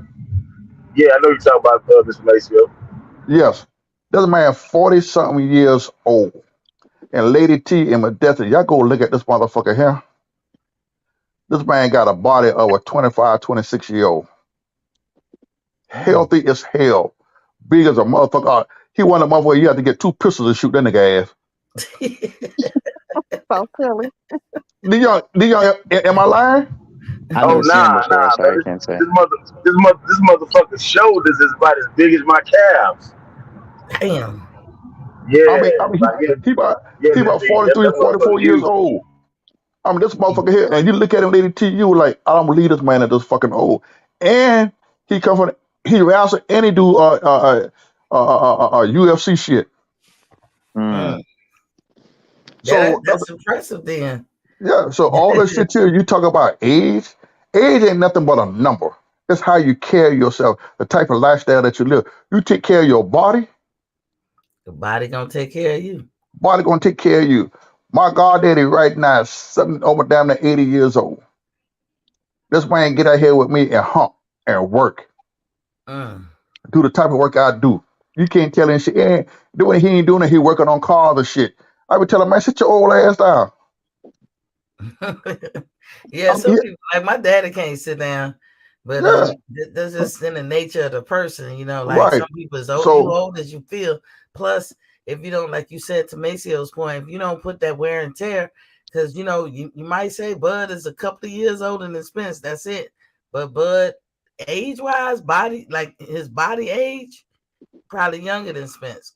He don't Until you look around, Earl so we're dancing, he's so out partying.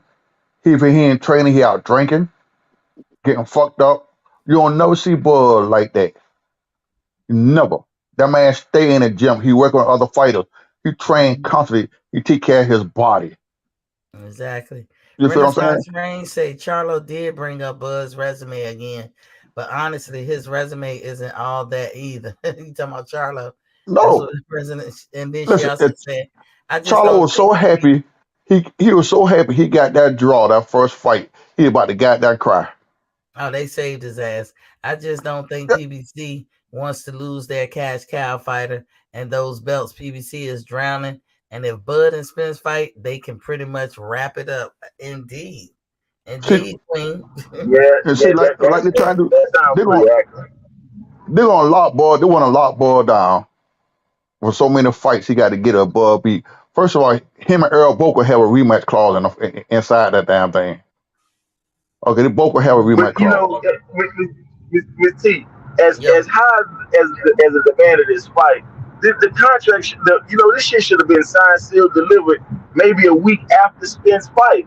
So it's Yeah. kind of to me, it's That's like that's they ain't valuing this shit like as they should be. It should have been signed before the fight. If you beat Hughes, the fight is already signed. We're gonna come out. We're gonna announce the Yeah, goddamn yeah, fight. yeah, It should yeah. have been That's true already too. signed. This should have already been in negotiation. Yep. You feel Yeah, what I I'm agree saying? with both of y'all. As much as he moved fast on everything else, and you know he was in the Man, listen. background, eager beaver trying to get that Canelo fight. Not Should have only been that, but not done. only that, but T, y'all look how fast he moved after Ugas beat Pac-Man. Mm-hmm. Look how fast they moved. Man, they made that fight in no time.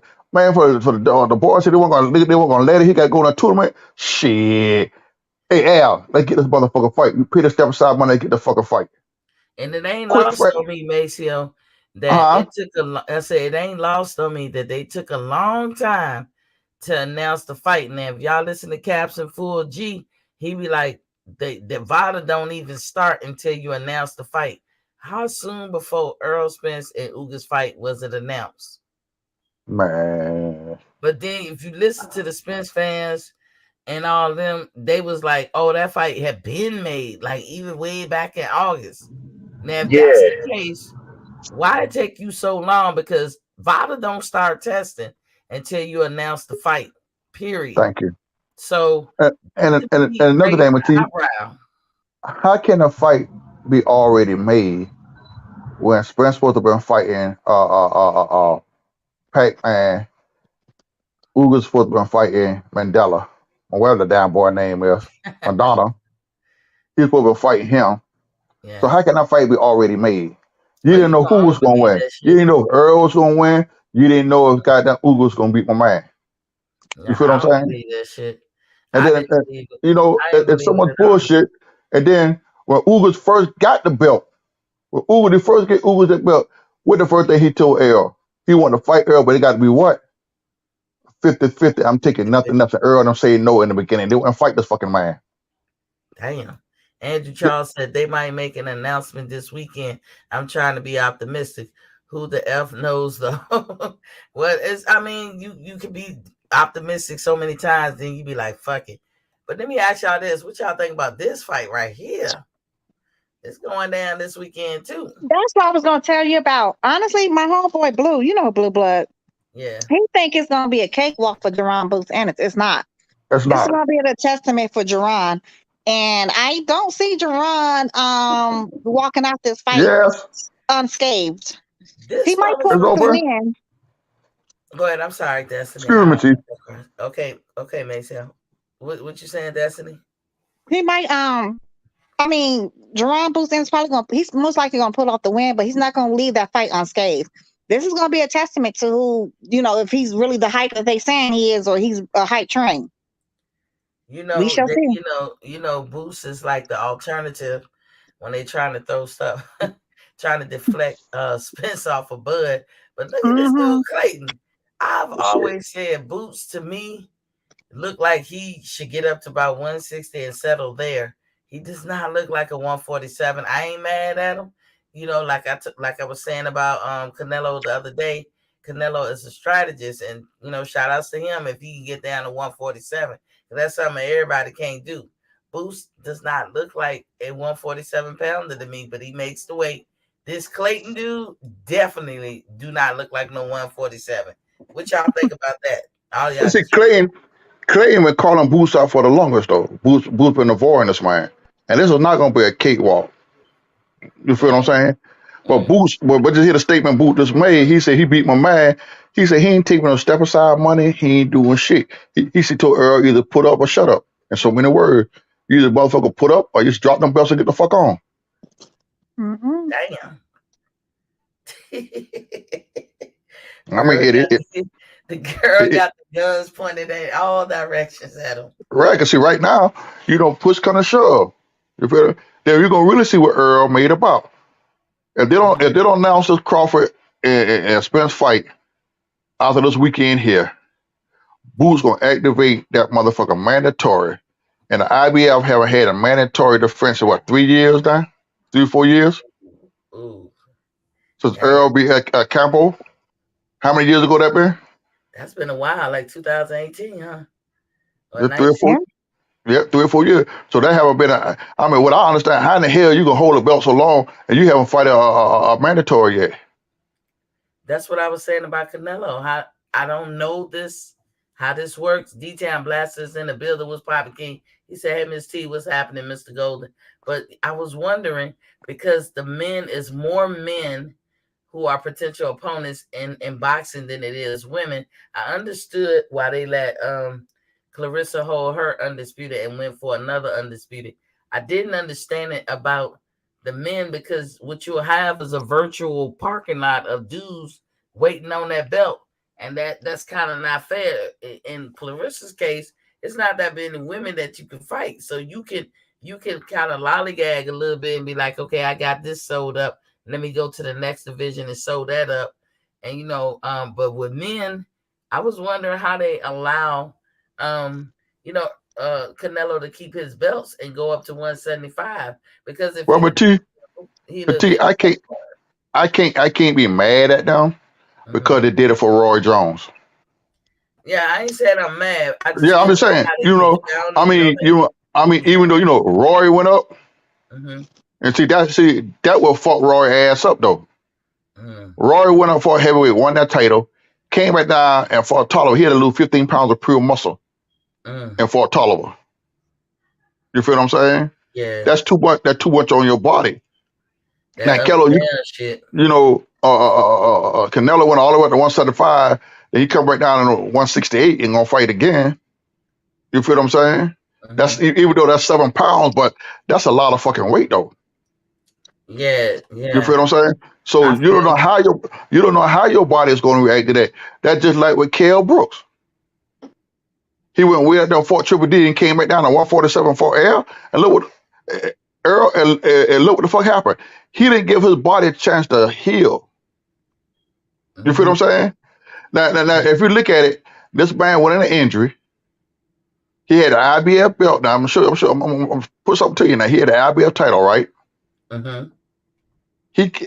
They got an IBL pressure him to fight Earl real quick. After he came back down for Triple G. Within 6 months after the surgery, and then the man had to fight Earl for the title. He ain't give a chance to heal yet. Now Earl had that boat for 3 or 4 years, and he only defended it one time against Campbell, and that's it. And he haven't had another mandatory. Why haven't they got an Earl as about fighting somebody for that belt?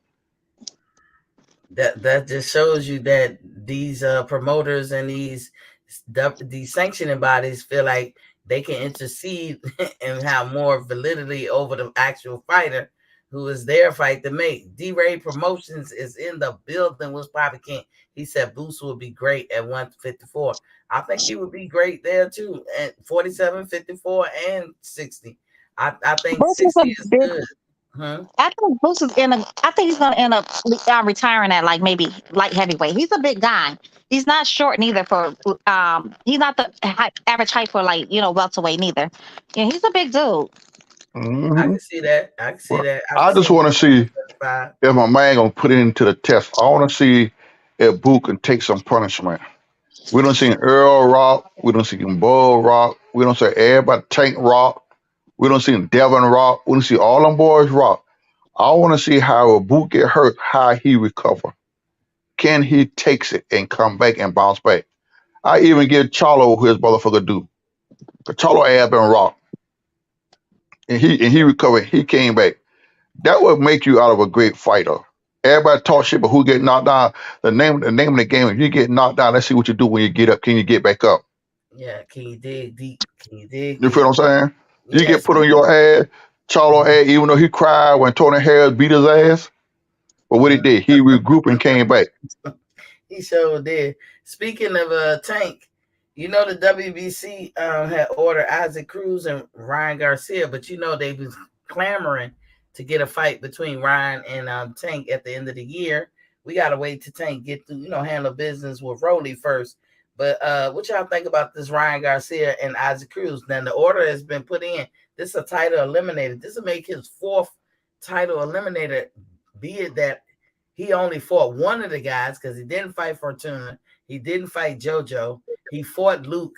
And now they got the order to fight Isaac Cruz. Do y'all even think that's going to happen?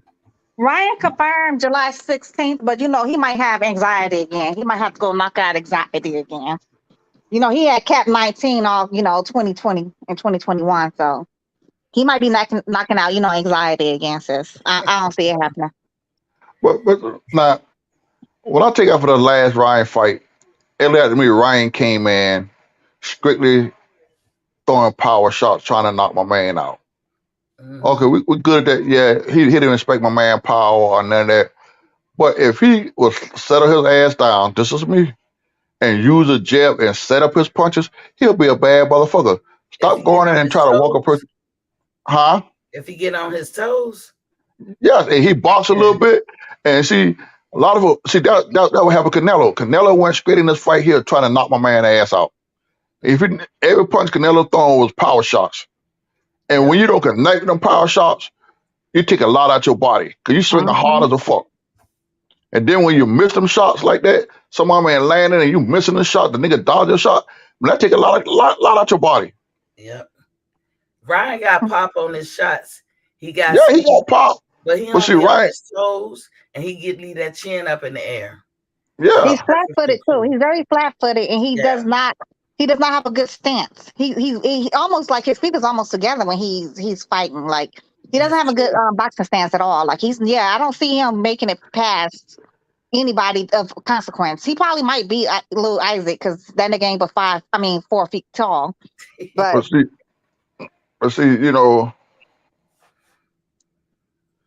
my thing is Pitbull gonna come in and put that pressure on his ass. But if Ryan can take a step back and counter his ass, he'd knock his ass out. I think he'd knock him out. If he can get to his chin, because you know what?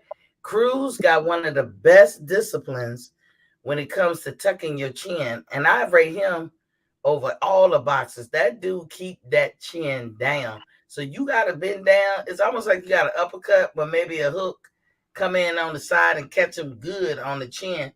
I seen Tank do it once or twice, but it didn't phase him. If you banking on hitting the top of his head, you might hurt your hand.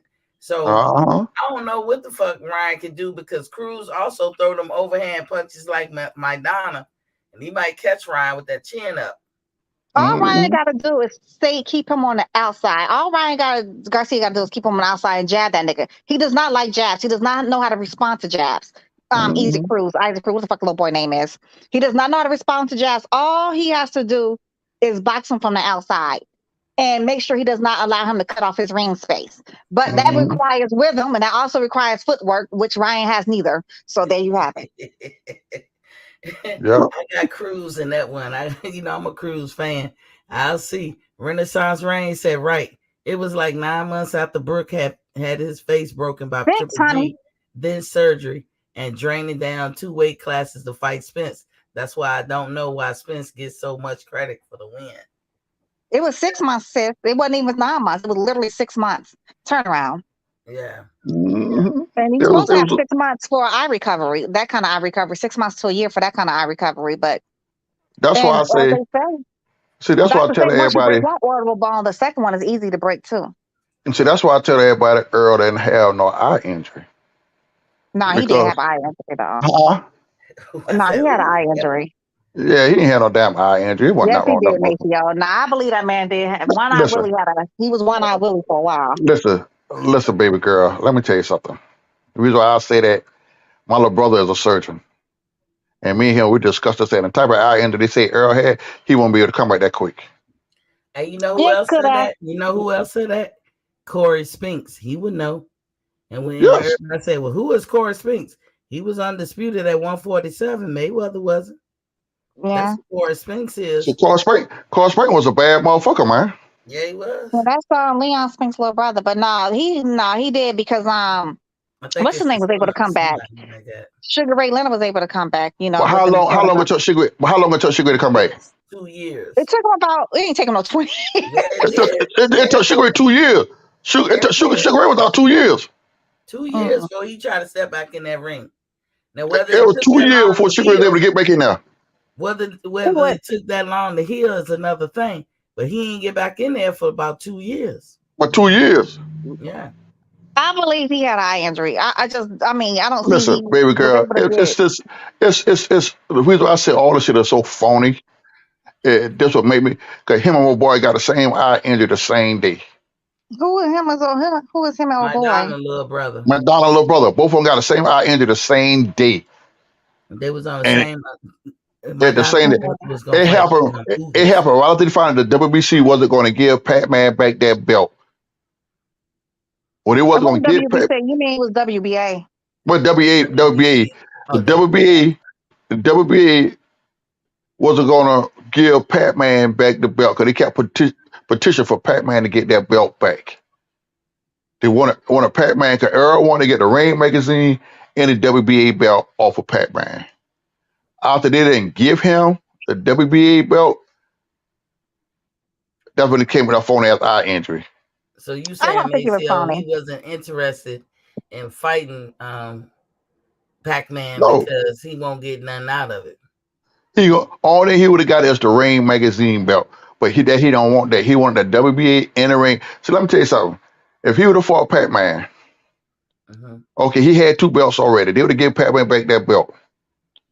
Okay, he would have got a WBA and a Ring magazine belt from Pac-Man. He'd have became a linear champion. You feel what I'm saying? Mm-hmm. He would have said he was undisputed. He would have said fuck Bud. You know the funniest thing is though, because they keep saying like, oh well, Bud was on the wrong side of the street, and all the frivolous arguments that they have. But when Jeff Horn had that same exact belt, man, Spence was climbing over fucking mountain hurdles and everything to try to get that belt.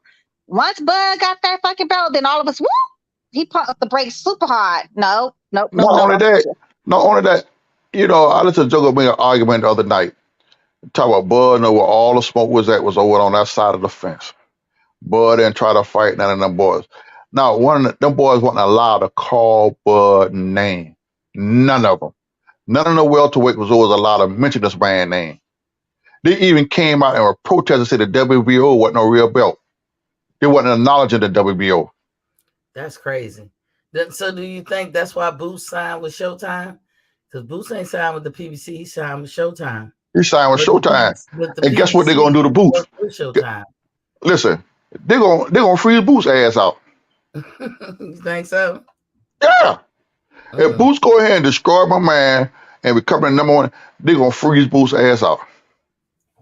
Now, the Queens at Renaissance Ring said if Spence would have beaten Pac, he would have moved right up to 154. Thank you. Mm-hmm. He would have hauled ass. He would have dropped them belts, hauled ass. The Spence even came out of his mouth and said, I wanted the Ring magazine belt. You get the Ring magazine belt. So as of right now, Pac-Man's still a linear champion. He ain't lost yet. He ain't lost that belt. Nobody got the Ring magazine belt. Pac still got that belt. Misty, you gotta watch that interview Charlo just did, because Charlo alluded to Spence moving up to 154 right away. And he's saying he's gonna move up to 160 after this fight with Castano. So he's pretty much saying he's gonna vacate his belts and leave those belts, I guess for Spence to take. Yeah, he's pretty much, that's what you gotta watch that interview that he just did when he was too busy to fight Bud. That's pretty much what he said. He literally said he was too busy. I'm too busy to fight Bud. And he was like, I don't know why y'all keep trying to throw all these people. I got this fighting for, he's just busy. And he's moving up to 160. That's why I was saying I give it a month after Spence fight to see if he gonna send the contract. After that, I don't even believe in this shit no more.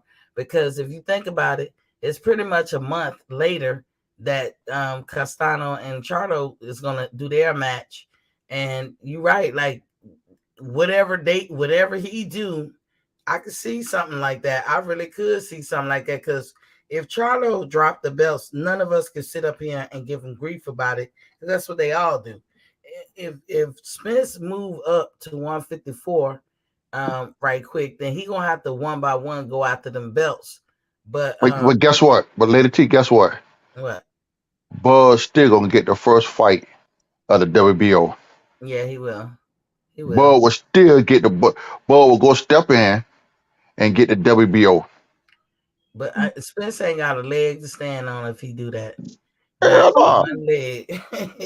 And all all his payola Literally channels, back into the corner. and all and his all, payola channels gonna have to shut the fuck up. All them payola channels gonna have to be quiet no, because no, they're not. What they're gonna do? They're gonna uphold that shit. Mhm. They're gonna uphold that shit. Errol was too big. He is time for him to move up anyhow. He going to be great. He trying to go get it undisputed at 154. and Bullshit. Blu-ray told us he was payola. He told us that Spence paid him $50,000. So Who yeah, that's said? Blu-ray. He said Oh, at his own Blu-ray. damn mouth. Mm-hmm.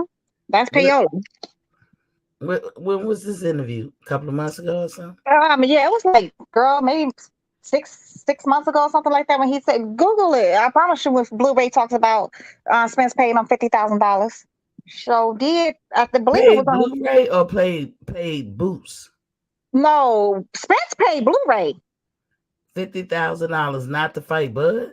No, Or to be, promote him pretty much, with all the payola shit. to big him up. Spence is so great. He's the best fighter on planet Earth and all that other goofy Oh shit. shit, I ain't know about that. So Mhm. did. That was on his Instagram. Check it out. Ooh, Hmm.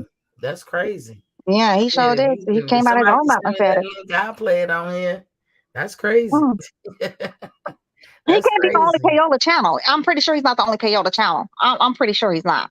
Mm. Because it's too much. There's too many channels supporting this clown that has done literally nothing. He's fought at the same weight class for the last 12 years, and I don't understand this whole love for Spence all of a sudden. When he had the chance to fight Bud, and he told Bud in front of his face, "Why would I fight you and not go the easy route and knock out Sean Porter?" Which he did knock out Sean Porter.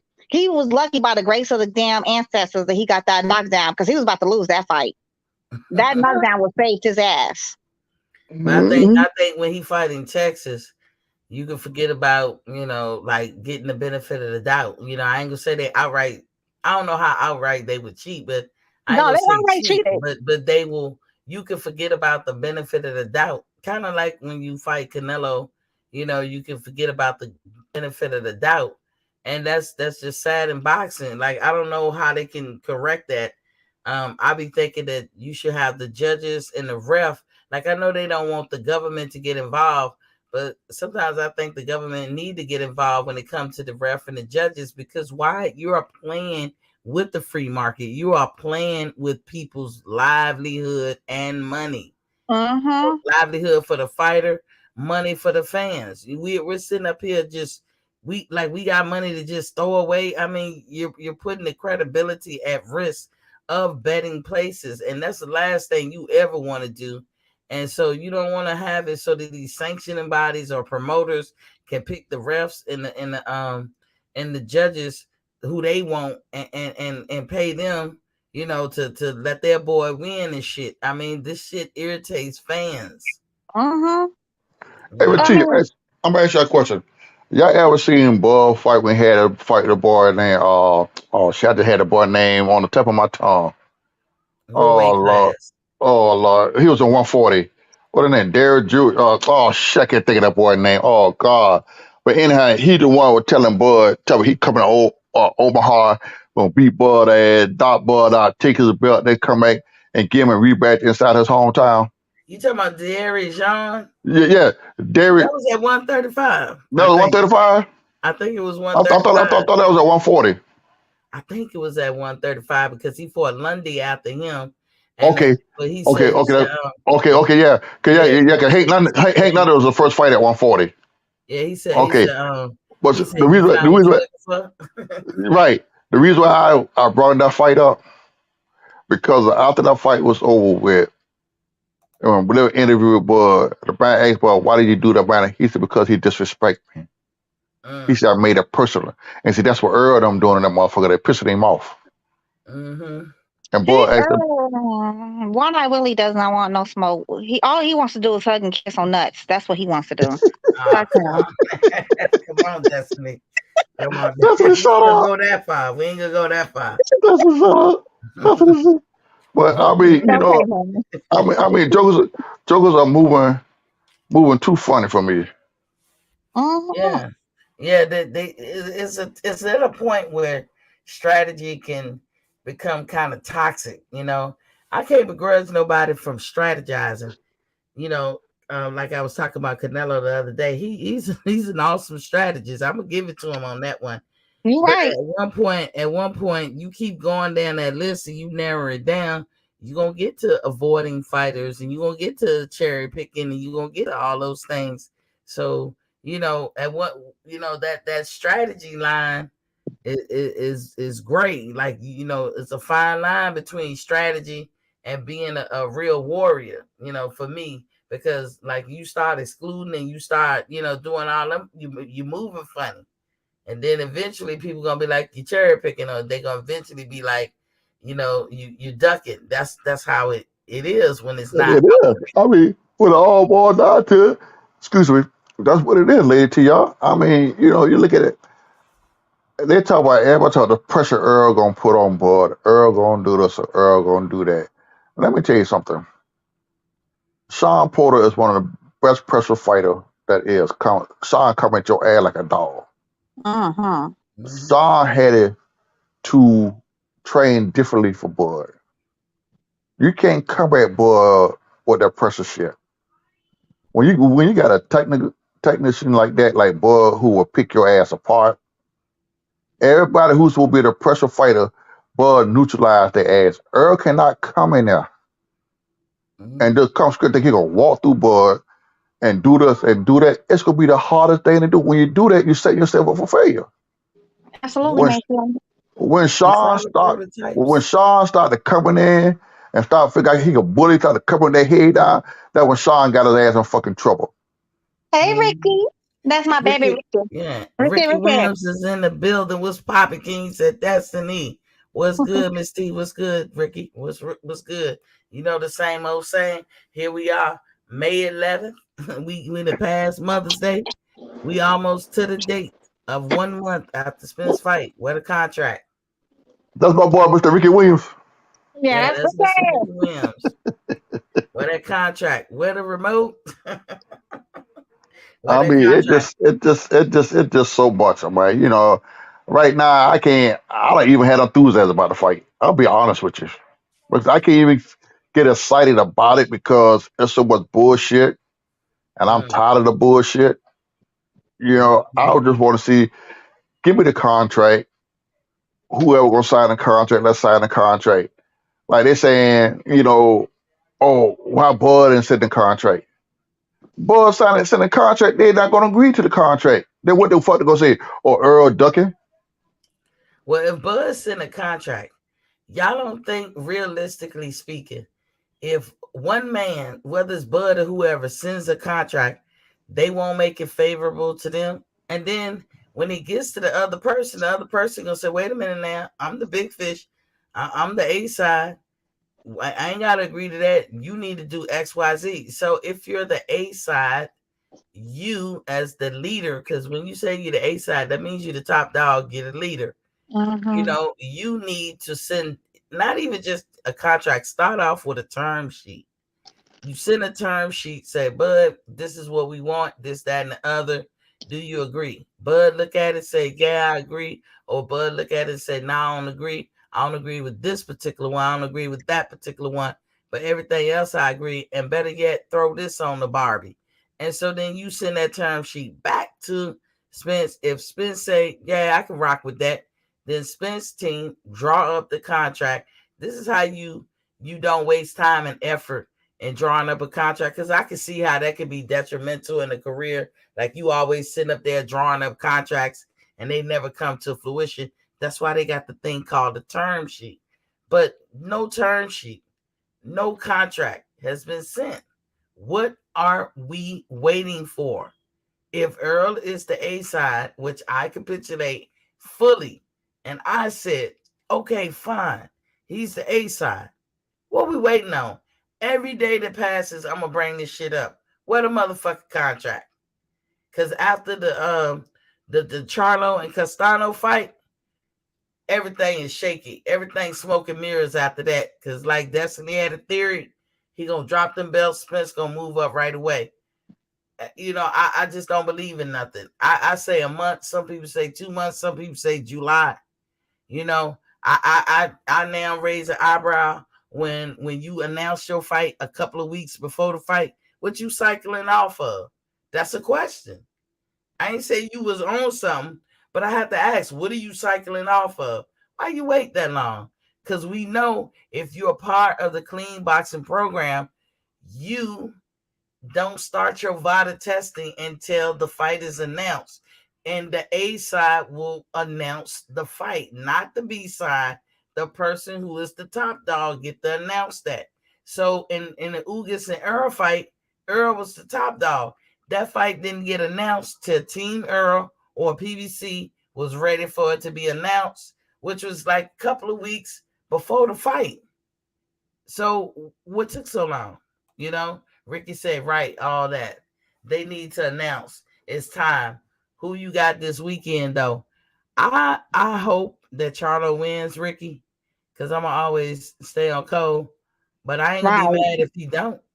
I ain't going to be mad if he don't. Renaissance Reign said they had 4 to 5 years to outline the contract. What is the holdup? Exactly. Where the remote? Where is the motherfucking remote? That's how I'm looking at it. And then this thing with Tank and Rowley and Haney and Gamboso, how in the fuck a person like Ryan Garcia is in line to fight them? He is going to be the mandatory for Haney, the winner of Haney and Gamboso, and the mandatory for the winner of Tank and Rowley. How is this possible? This is the problem with putting the cart before the horse. Right there. Prime example. Honestly, Isaac Cruz, what the fuck little boy name is, shouldn't be in line either. I mean, he barely fought Tank for no belt. I just don't understand. Yeah, but it's all about color in boxing. It's all about the color of your skin. I don't give a fuck what nobody says. It's about color first, money second. Renaissance Ray said, I can't do the code over righteousness. I can't do the 5. That was saying I can't do the 5. Remember Martin said, I can't do the 5. They said, well, $500 is a little steep. They like $500. Shit, we talking $5. Remember that ring strike he was going on? She said, I can't do the code. I do the code because I'm never going to, I'm always bet for my folks. And plus, he's American. That's why I can do the code too. He's an American. I'm going to vote for Americans before I vote for any other country. Don't mean I hate the other too, Miss T. I don't give a damn how much I despise a black fighter. I'm always going to go for my people, though. It's black over everything over here. Now, like you said, if he lose, I ain't gonna blink an eye. But I ain't. You know what I want to say to Miss T? Maybe I shouldn't say this, but Kevin Samuels lie with all the women ancestors, and I hope they are whipping his ass every chance they get. Yes, I shouldn't say I'm happy he's gone, but I'm not displeased that he's gone either. Yeah. And you know what? That's an honest response. I hear a lot of people get mad at that response, saying, why is these women, wishing for his death? Now, true enough, I'm a person, I don't wish on nobody death. Let me tell you one person I hated years ago, like if I can even use the word hate, because I was brought up not to use that word. And Maceo dropped out, maybe get back in. But I don't like I didn't like Anthony Scalia, and I don't know if you guys familiar with him. Yes, girl. He was a Supreme Court justice. He was an outright racist to me, and he was toxic for this country. Mm-hmm. But I didn't kill him. I don't know what killed him. He was on the trip, and something happened. Mm-hmm. But when he passed, you heard me say nothing. I didn't get on here and cut a jig. I didn't have a channel back then, but I have social media. I didn't get on my social media and cut no jig. I wasn't happy or anything because death supersedes all bullshit. The person you cheering for that dies, this is how I look at it. You could be digging your own grave, so you don't do shit like that. It's about principle.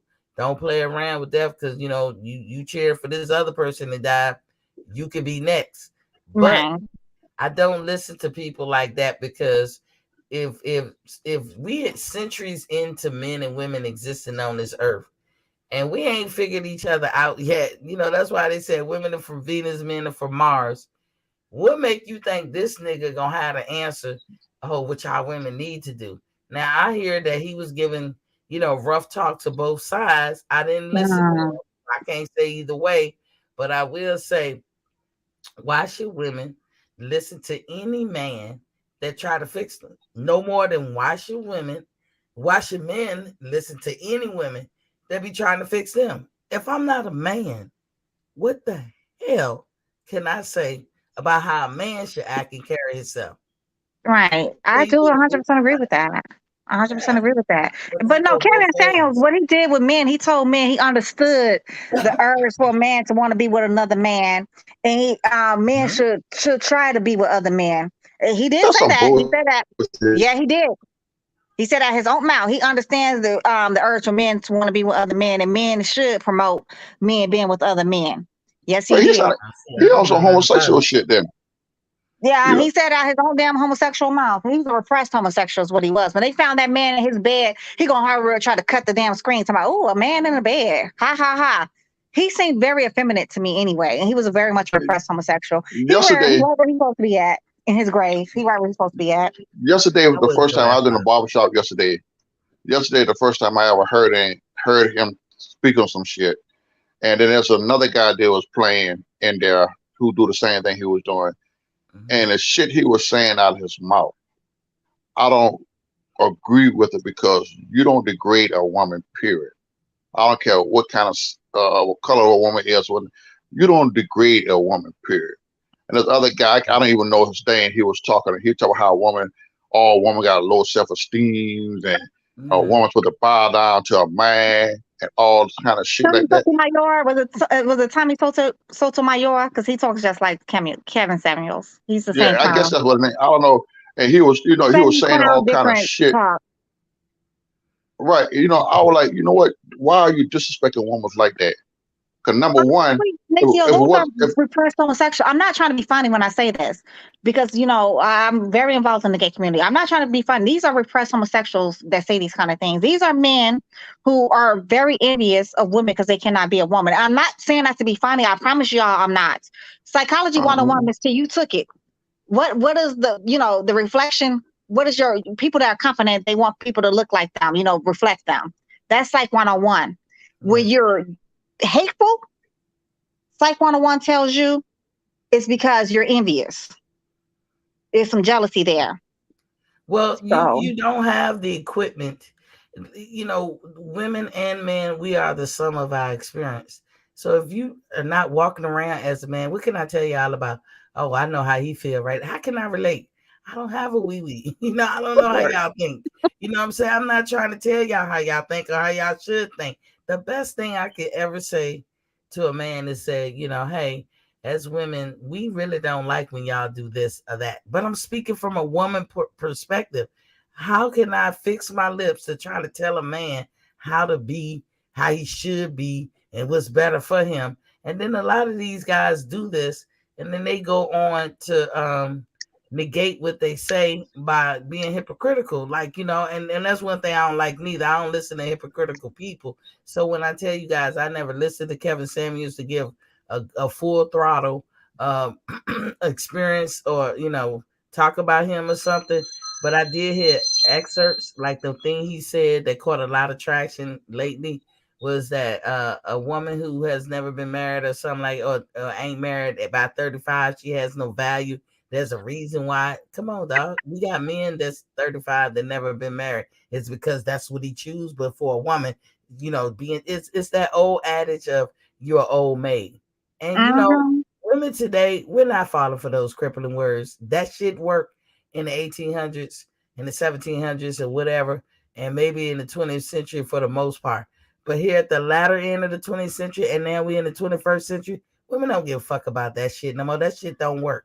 So Marriage what? was always a business arrangement anyway. People never got married for the purity of fucking love. If that's the case, when people get divorced, why when y'all get a divorce, first thing people ask for is, monetary things. Nobody goes to court, divorce court, like, oh, I want half my love back. You ain't never seen no shit like that. You always see monetary things. Marriage has nothing to do with motherfucking love. So a bitch ain't married by the time she's 79 years old. It's probably because she didn't want to be married and she didn't give a fuck about it, about that bullshit. Who cares about a marriage? And peer pressure is a motherfucker even amongst adults, because a man could, like in my community, it ain't number single family homes out here, and most people are married. I'm not married, so I'm the oddball out, and I feel the treatment for not being married. You think I give a fuck? Because I know secretly the women wish they could be living like me, because I come and go wherever I want to and when I want to. I ain't got nobody trying to tell me what to do. But at the same time, what about if there's a man in this community and he ain't married? When you living in a community where a lot of families live, then shit, I'm gonna tell you, it goes both ways, because that man can be looked at like a pervert. I promise you, women is sitting in their house like, don't y'all go around Mr. Johnson house. You cross the street when you get to Mr. Johnson Look, house. look, I've been divorced for 31 motherfucking years. Mm-hmm. You feel what I'm saying? I'm single to this day here. You feel me? Mm-hmm. And the thing about it is, nobody can tell me shit. Exactly. Marriage is the biggest regret of my fucking life. I wish I never said I do, because I should have said I don't. Marriage, it's like this here. Yeah, sometimes I want that companionship. I would love to have that companionship. But then again, the way motherfucker move these days here, I'd rather be by myself. You are by yourself when you with somebody who ain't fulfilling you or satisfying you the right way, and you know Thank that you. shit ain't sincere. You might as well be by yourself. Let me catch Yeah, up on these chats, y'all. I mean, what I look like coming home? What I look like coming home every day to somebody who I'm Makes you miserable. miserable.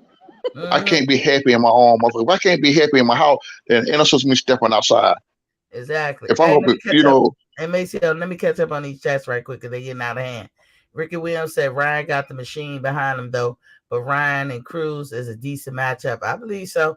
Renaissance said Charlo. Blakeney said he would duck fights like Crawford, while Casano said he would take that fight. Fighters are supposed to fight. As a fan, if they don't want to fight, then I can't Rick W with them. Okay, rock with them. Okay. Ricky said you free to like who you like though.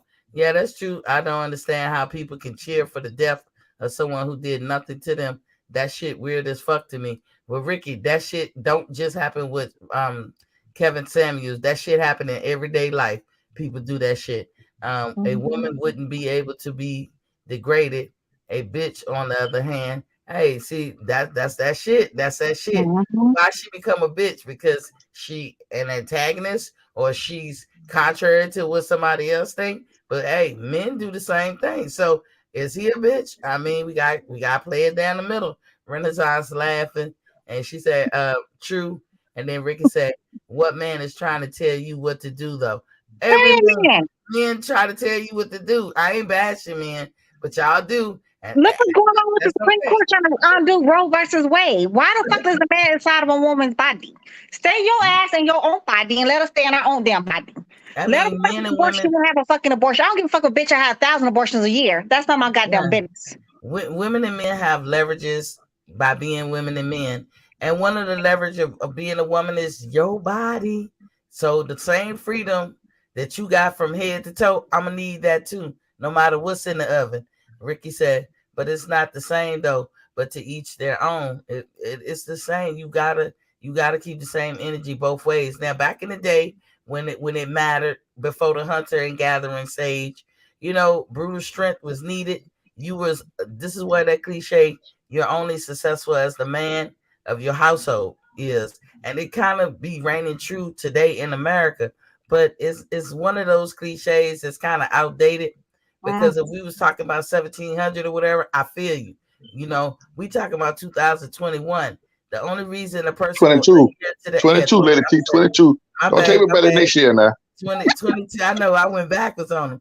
You The went only back over reason there. why, the only reason why that shit try to be applicable today is because that's for the leverage of the God. It's just, you can't say it's for even Steven. There's no way you can say it. Or we trying to uplift women. No, you're not saying it because of that. It's strictly for leverage of a guy. And I mean, when we kids, our parents got leverage on us. Everybody else telling us what to do because you're a kid. When every person become an adult, they don't want that shit. But somehow or another, women supposed to still stay under that umbrella. You can miss me with that. Ricky Williams I said, take, but you pick children. one So I person. have, I'm one of those ladies who never wanted children. So that's why that when my ex, after we raised Richie, after my oldest, my son is, we got them twins. I don't have no problem with my ex-husband having the girls. By all means, you may raise them by yourself. I mean, you may raise them. I'm the fond parent. I give them for the summer. Every woman don't want children, and that's okay. Everybody ain't got to have children. A lot of men don't want goddamn children, and that's okay. He ain't got to have no goddamn children either. It is okay to say, I don't want fucking kids. I don't yeah, understand where this whole psychological thing comes that's from. your Well, woman choice. gotta have all her children. She gotta raise everybody. No, the fuck we do not. But if I have a man who has some little ass babies, I don't know how I'm gonna help him out because I don't even like little. But see, one thing I got all respect in the world for a woman. Y'all go through so much. Y'all have went through so much to get to where y'all at today. And I take my hat off to a single mother because my mom raised 5 of us by herself. Shout out to And her. because of her, I am the man that I am today. You feel what I'm saying? Mhm. She taught me how to cook, clean. I know how to sew. You feel what I'm saying? Well, I Do got a anything. couple things I need sewn up though, makes you know. I'm being honest. And she taught me, like, I hear people say a woman can't teach a man how to be a man. That's a lie. My mother taught me how to be a man, how to stand on my feet and take care of my responsibilities. That's the main thing she taught me. And Well, would you agree, Maceo? It's the intricacies of men that we really don't have a clue on. Like everything about a right, man, we right. don't But have a clue on. but what I mean by she installed in me. If you lay down with a woman, you had that baby, you're gonna stand up and be a man. You're gonna take care of your responsibility. Catherine didn't play that crap. Like some of the guys. I have a different opinion on that. Like for instance, I had a homegirl, right?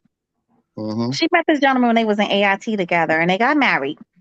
And a lot of times, Miss T, because you're ex-military, people get to AIT and military. They're the first time away they from home, and they get lonely and they get caught up in a rapture. And then he realized his mistake, and he tried to, get the marriage annulled, but she was not budging. Now she's supposed to be she was on birth control pill. All of a sudden, she don't know how to take. Now, mind you, she was older than Lil Buddy. She was like 30. He was 21. But she all of a sudden for 30 years she knew how to take birth control pills, but all of a sudden at 30 she totally don't know how to take them no more, and she ended up pregnant on purpose. She trapped that man, by trying to pregnant on purpose. Now I do agree with some men when they said that men don't have to pay. Sometimes I don't agree with all that child support bullshit because some men, in certain situations, I just feel like a man should not be responsible. Bitch, you did that shit on purpose. But Lady T, regardless of what. It's still his responsibility to take care of the child, whether him or her there or not. Yes. If you take it, if you man enough to if you man enough to get down in between that lady legs, regardless of whether the situation is, whether she trapped you or not, that's still your responsibility. It's about principles for me. It ain't about no reasons. The baby wouldn't be here if it didn't come out his wee. And baby wouldn't be here if she didn't open her legs. So who are the two culprits that did that?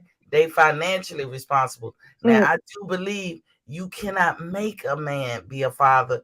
Or you can't make a man be a father. Because listen, it's a lot of financially responsible. No, but something you're lying and saying you on birth control pills, you doing sneaky shit on purpose so you can get pregnant and try to. I don't like it. I don't think so. He wasn't told. He wasn't told to be aware of that shit. You can't say. Well, guess what? But It her is a Destiny. double standard, Ricky. That's the one time you're not going to agree. It is a double standard because, like, at the same token, Miss T, me, you just said like we should be able to have abortions if we want to. At the same token, a man should be able to say so if he wants to be a father if he doesn't. Because a But guess mother can what? choose if she wants to be a mother, she doesn't. A man should have But the same. He should be able to have the same thing. He do have but that right. He but don't have to Destiny. be there, but But Destiny. financially, No, no. you have to be right because What when y'all you think when you about? abort a child, that means you're not financially responsible for any life, right? Because the child is aborted. But when you're Okay, keeping a child and you're making this man, you told this man, you lied to him face to face, lied to him in his damn eyes, and say, I'm on birth control pills. So he's thinking like, oh, okay. And you get pregnant on purpose. What about bitches who poke holes in condoms? And okay, that's what Destiny. happened. That's Destiny. not right. Oh, no, I Destiny. can't. What you think about? What do you think about the men who try to get a woman pregnant on purpose Now to trap her to that's keep my them? own experience. That's my own experience. So that's why my ex-husband, he has custody. Yes, I did. I told him, yes, you may. I'm gonna pack everybody's shit. I'm gonna pack your shit. Everybody gotta go. I mean, you got a lot of men that try to keep a woman pregnant to keep her in the house, Barefoot and pregnant. barefoot and pregnant. You That got was men so that men. They got men. excitement. Yeah, he They thought got that men that do that In shit. the end of the he day, thought. though, in the end of the day, y'all talking about accountability. Accountability is accountability, and ignorance does not negate accountability. It never do. I don't get to say oops in my life. Oops, I ain't know. Oh, well, okay, you didn't know, now you know, but you still gonna face these consequences. That's life. That is life. When you create a life and that life is here, you are financially responsible because somebody got to be financially responsible. If you thinking this kid is breezing through childhood and ain't nobody spending no money, She better be responsible because she chose that bullshit. Especially when women who go out their way to get pregnant by nothing ass niggas. I got somebody that I know very close to me. I'm not gonna put my personal whatever, but you got pregnant by two dudes. And both of them already had 3 kids by 3 different women, and you went out your way to get pregnant by both of these men. One, dude gave you the money for the morning after pill. You chose not to buy it. You chose to whatever. And then the other one, you get your nails like done. you know how to.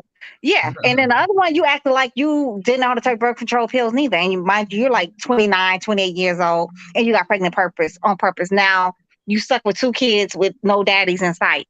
So therefore, it's not win-win. I mean, even the woman who does that, she gonna catch hell in the long run. And she should. In the interim, because she got a man who's showing no interest. In my situation, full disclosure, my daughter's father, he. Mr. Your situation was totally different. That was not. Listen. He claimed the baby. He act like he was, and that sound crazy. Even me saying he claimed the baby, he was happy, but he got pissed at me, so he thought he was doing me wrong, so he avoided it. But what he wanted was an arrangement. He wanted his cake and eat it too, and I ain't even mad at him for that no more. Like at the time, it probably bothered me. And what I mean by cake and eat it too, when I do come and see the baby, then I can break you off whenever I want to. And no, nigga, this is not no fly by night shit. Either we together or we not together. But I tell you what, you don't have. I ain't got nothing to say about. Even though I was bitching, but I ain't got nothing to say about you day to day or just being a father because I can't do it. I don't have that kind of power.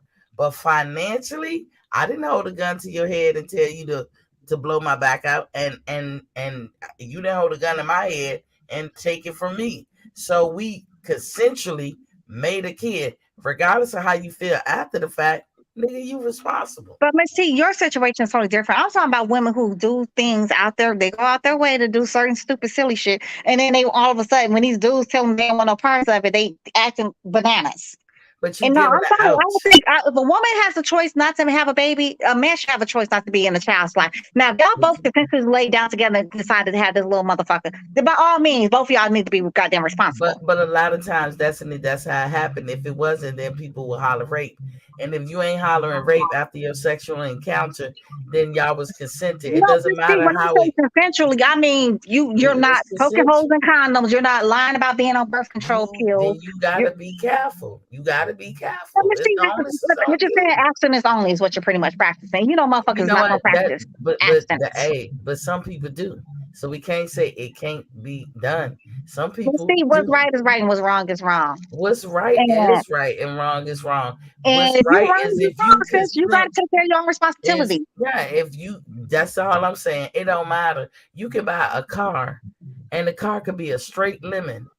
But you think you're But gonna get there's out of lemon that car? laws. No, because well, if you don't catch it in the first month, if then you caught, you gotta pay that car. What can you say? But Even there's though that lemon person laws. is nefarious in the dealings of selling you that car, you eventually gonna be caught and held accountable. If you don't pay them, then they can do XYZ. They can put you in bad credit. They can repo the car. They can garnish your wages. But You signed up for that. but it's lemon laws against that. But there's no protection for a man when a woman does these certain kind of things Who you to trip know a gets man. over with the lemon law? Regardless of what, however, whether a woman got pregnant on purpose to try to keep this man or not, that's still that man's responsibility to take care of that child. You're a man, so I'm not gonna argue with you on that because that's how you feel strongly. But I Yes, totally disagree. because the I simple totally fact, disagree. We're gonna agree to well, disagree because no, I just feel like women but look, should Lady T, they should wear their own pants too now. Sometimes women but need to wear listen, their own goddamn pants. Mm-hmm. yeah, Go ahead, Maceo. Let him get it say, and then we're I'll gonna go ahead, yes, move on. ma'am. Maceo, what you gonna say? Maceo, you done muted this button, Destiny. I didn't mute his button. I think his phone. But no, I just feel like He muted. He muted. I'm just playing with you, girl. Ricky Williams said because some women are bitches, just like some dudes ain't shit but either. why? Yeah. But see, look at the And double standards he just did there. my ass off. Huh? He called a woman a bitch, but he won't say the same thing about a man. So could a man He be a just said bitch? men ain't shit either, but he ain't calling them bitches. Yeah, But he we ain't say call that. him He a have the Mitch. same energy. How about we call him a Mitch, Ricky? Ricky said it's a double standard and life is full of them. Yeah, stop moving the goalpost. You can't move off of what someone else might do. And then he said, why would you have your cake and not eat it? You can eat your cake, but you're not gonna have your cake and eat it too. Like apparently you're gonna eat your cake if you got the cake, but you ain't gonna be eating other cake neither, nigga. Now you can't have me and have your little woman at home, and then you lying to her, making it all legit because you come to see the baby. And then when you get to my house, we doing whatever. Like I got time to sit around and wait for you. Why the fuck would I wait for you? Like I ain't got like you the only man in the world. I'm gonna tell y'all this, and I'm Niggas speaking be to thinking they women. got concubines and shit. Look, I'm not speaking like I ain't gonna do the Kevin Samuels and be a woman speaking to men. Let me tell the women something. Stop falling for these crippling words. Listen, it's about principles and respect. That goes both ways. If a motherfucker don't respect you and then he's putting on you shit that he can't take, then you ought not do it. So you can't if you don't live by the words you speak, shut what they call the fuck up. If you thank you. give me advice that's gonna give you leverage, stop acting like you doing it for my greater good because you're not a woman. You didn't walk in my shoes. You don't know what's the greater good for me unless you ask me. And if you don't ask me, then you doubly don't know what I want. So when you speaking on terms that only favors you, then my ears already shut down. I ain't mad at men and women. I feel like we are designed differently. We are designed where parts of our life, one has the advantage and leverages, and the other has the advantages and leverages, and it come out in the wash. I think the thing to find out is to find the mutual respect and live by principles. Because when you live by principles, you take emotions out of it and you take out the unfairness. That's simple, that plain. Let's see. Let me address Ricky. Yes, you can have two cakes and eat it, nigga. If you got two cakes and eat, I'm gonna have two sausages and eat it too. So I mean, yes, we can all have two of two. Yes, we can. So it's perfectly fine. Have two cakes. I'm gonna have two sausages. I mean, I don't see the problem. Do you see the problem, Ricky? I don't I see the guess problem. Ricky, she said touche. He said, so I can't have two cakes then? Nigga, not with What do certain you mean? people. You can have two cakes with somebody who believe in your height, but some people ain't gonna believe that because, like I said, Ricky, it just come down to respect.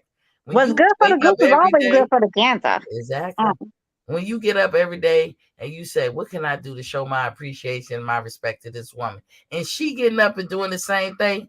Oh, will that be a beautiful union? But if you getting up like I got to learn her, I got to teach her this, I got to train her to be this, I got to be her boss. Who the fuck want that? Who the fuck want that Mickey, past that's the thing 18? though. That word submit bothers me to no end. Why the fuck would you ever want another human being to submit to you? That sounds, I'm not a fucking dog. A woman should never have to submit to any motherfucking body. A man should never have to submit to any motherfucking body. Now we role playing in the bedroom, that's one damn thing. But in real life, outside the bedroom, motherfucker, no. I don't have to submit to shit because I'm not a dog. I don't submit to no motherfucking body. Now, can I respect you and respect your opinion and respect everything? Yes, I may. Same thing with you. But submitting? No, I'm not going to submit to no goddamn body. I'm not a Well, fucking see, dog. Maceo can speak to this because he a man. Maceo, would you agree that I'm telling you right now, I'm a very strong alpha bitch, independent thinking type person. But I could tell you, sometimes you could be submitting or what appears to be submitting that's gratifying to your partner. It's And respect, Miss but T. they That's would what it's called. but Not yeah, but submitting. no, listen what I'm saying. Like you can submit, you can give it up to them, but you can do it in a way that is comparable for both. And what I wanted Maceo to speak to is, as strong as I am independently, you know what? There's a way that a man can act that can even make me submissive in a nice way. Not submit like you tell me what to do. Because if I make my money, that's my money. You ain't never gonna have that kind of leverage.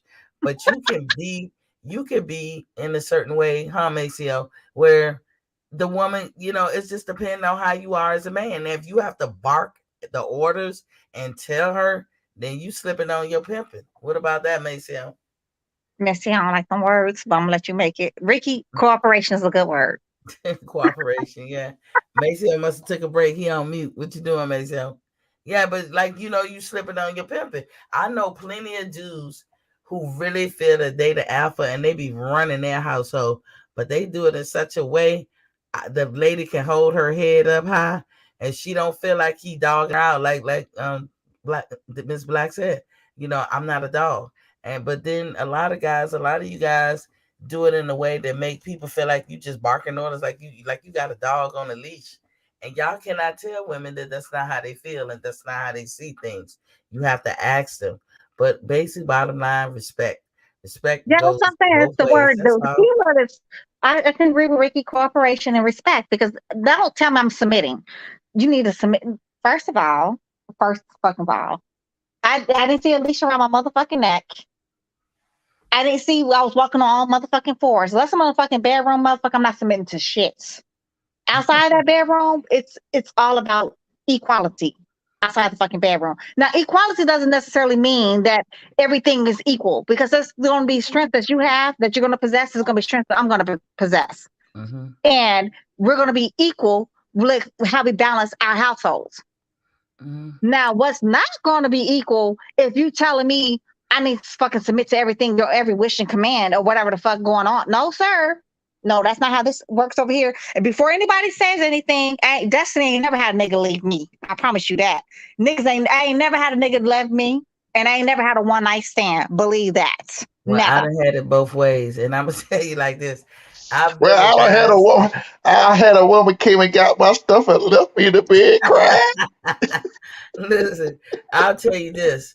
I love to cook, but I have it in spurts, right? It's not an everyday thing with me, but when I like to click them pots together, I be clicking. But I will tell you this, depending on how that man is, if he ain't slipping on his pimping, if he say so many things that's right, not him telling me is right, that I visually and hear that is right. Guess what Miss T started doing? I'm gonna have breakfast, lunch, and dinner ready for you. Okay. But see I'm me, cleaning, now I'm me, cleaning, now me, I'm Lady folding T, your clothes and all that. I So, believe in I believe in it's a 50-50 in a relationship. mm-hmm. You feel what I'm saying? I'm gonna do prime example. When I was married, I got hurt and tore up my knee. I was off work for 2 years. Real bad, had made the surgery on my knee, real bad, My wife worked, she carried a household. Mm-hmm. You feel what I'm saying? So while she was working, I had to fall in a place as being the bitch. I'm No, gonna call it like you're that the bitch. You because tell me I place to stepped take That's care up. of the the home. husband. I stepped up, and because she was doing what she was supposed to do, I kept the house clean. I cooked. I took care of the kids. Mm-hmm. You feel what I'm saying? When she came home, she didn't have to come home, have to clean her house and do no cooking or see about the kids. I did all that. Mm-hmm. You know, some guys. I mean, I got a partner right now.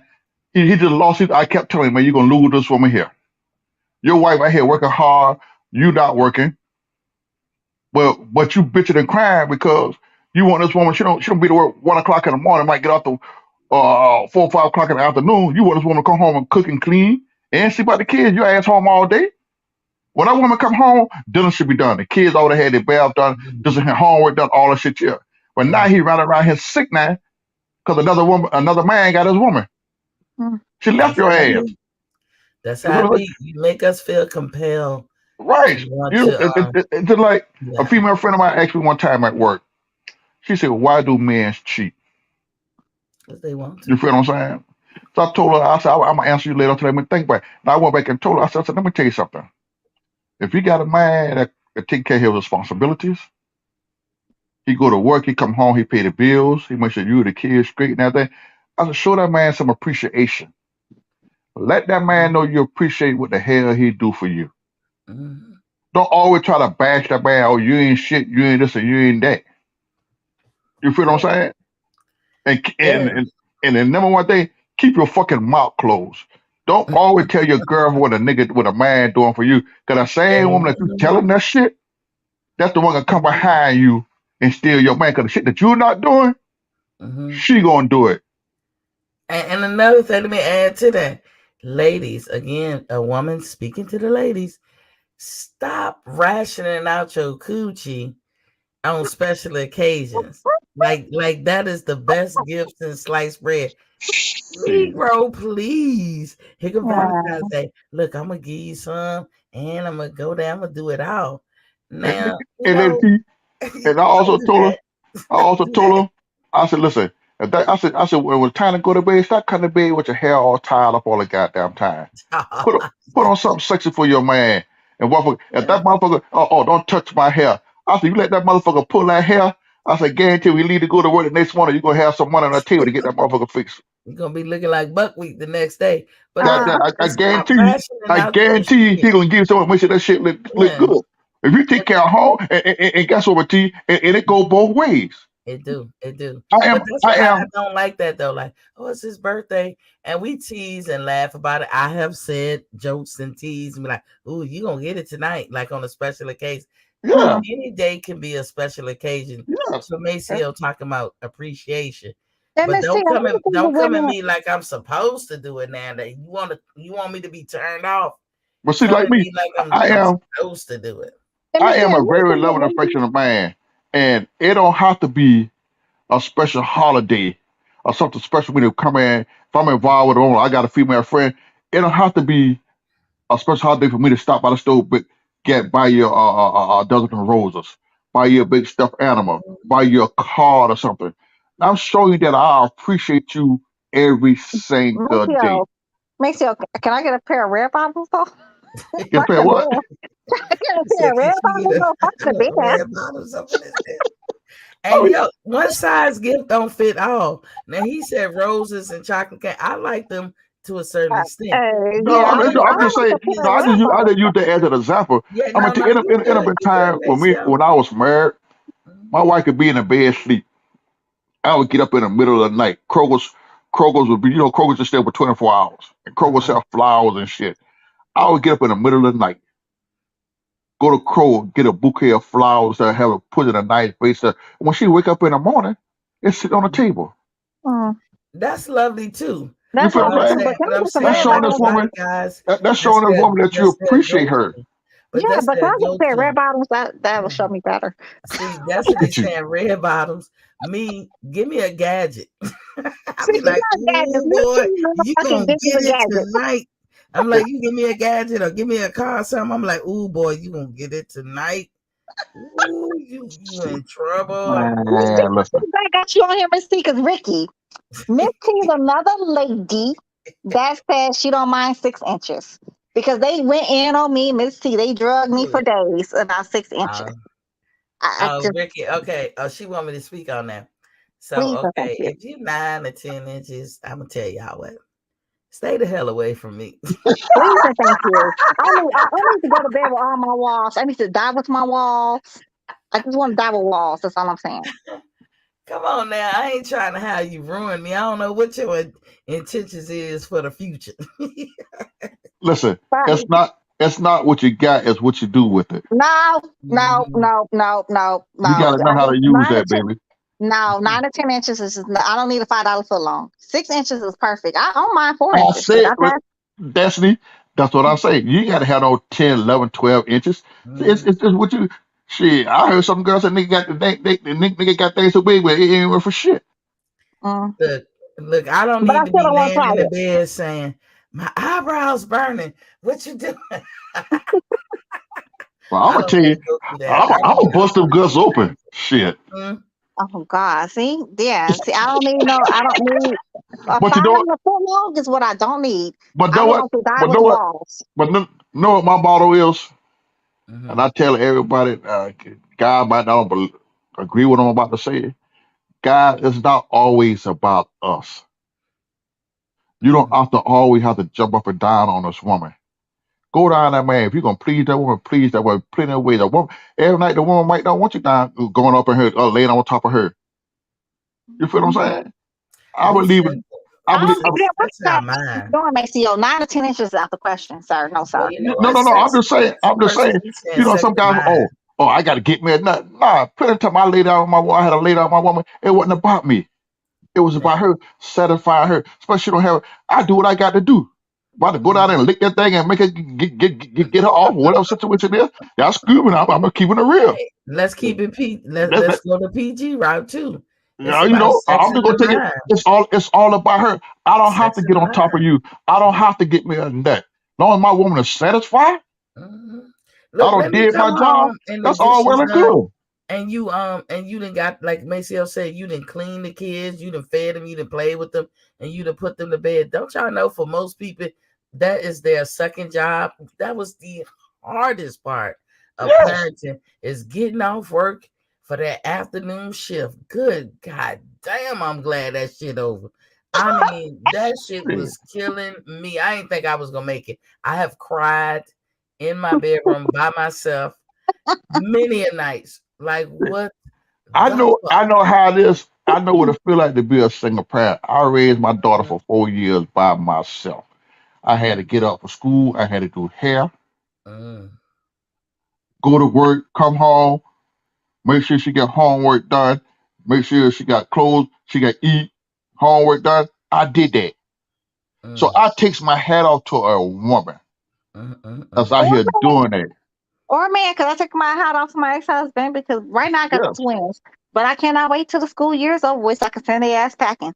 Yes, I cannot, You and feel I what I'm don't saying? think they know. It's all well and good.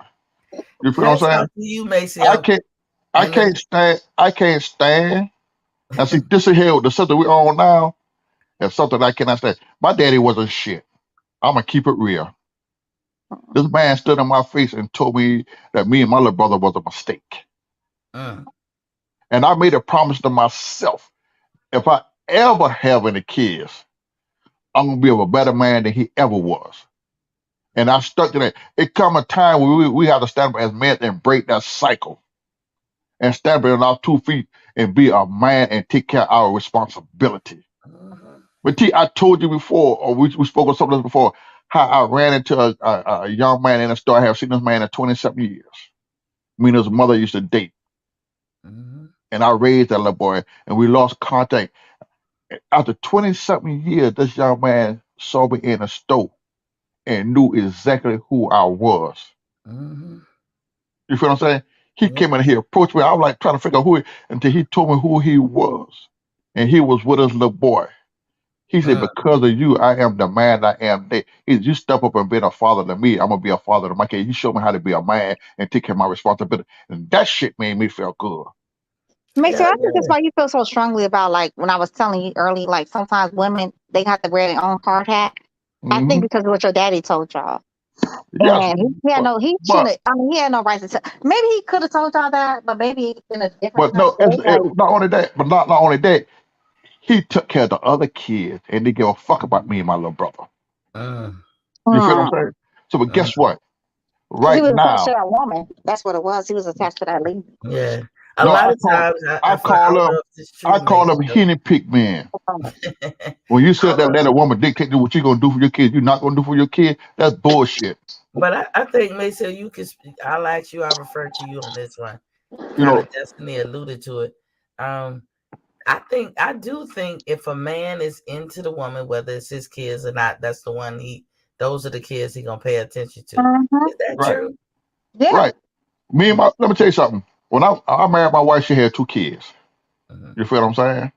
mm-hmm, Okay, she had my daughter. Then because she had my child, I didn't put my child on a pedestal. I treated her kids just like they're mine. To the day her kids respect me. mm. Me and my wife got a divorce in 1991.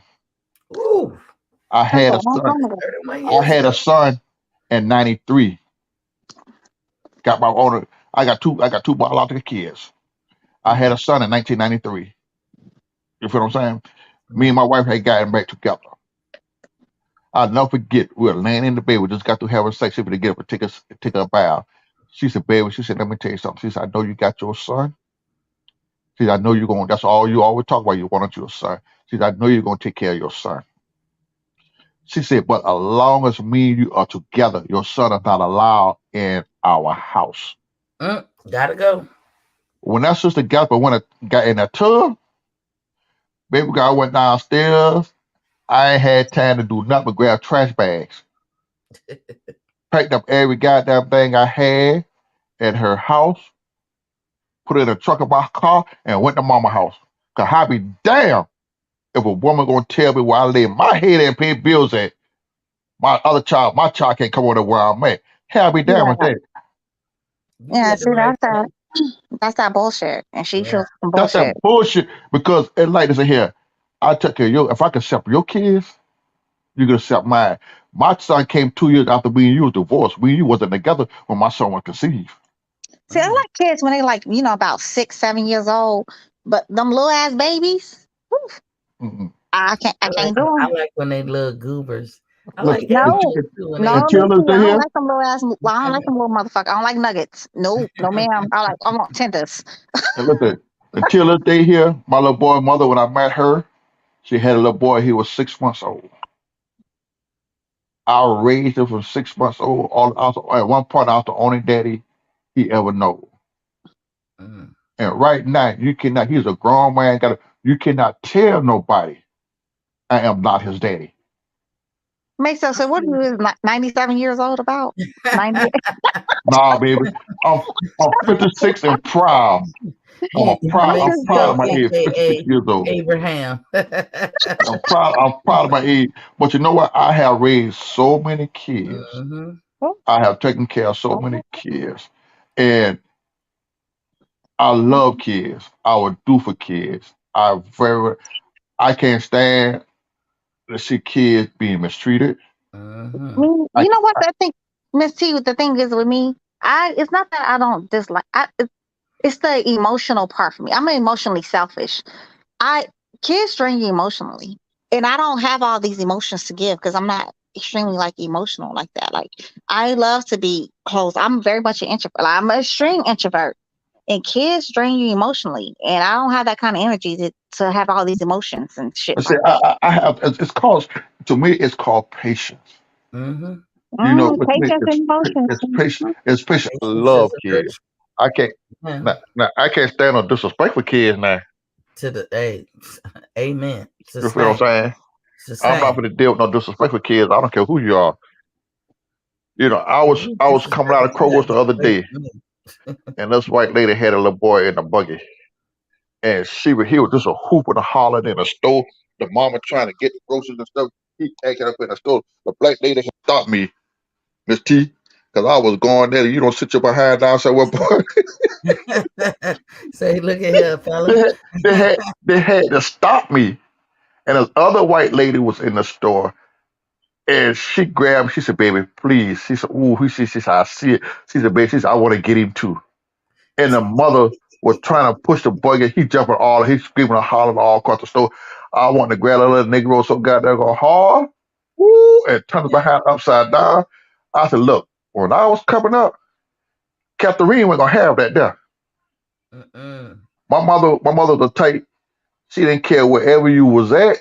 You Get you where got you it. stand. You got you behind. You was in church. You got you behind it. She will beat you behind in church. Get you where you She didn't, act up. wherever you ask about, that's where you're gonna get it. And nowadays, they talk the timeout shit. They're gonna be time out when I got to tear that ass up out the frame. I be like, No, yo, I don't believe in spanking children. I feel like Shit. that is a Who? big shit, Who? no-go. Shit. Uh, No, no, no. I'm time gonna tell out. y'all why. I'm gonna tell y'all why.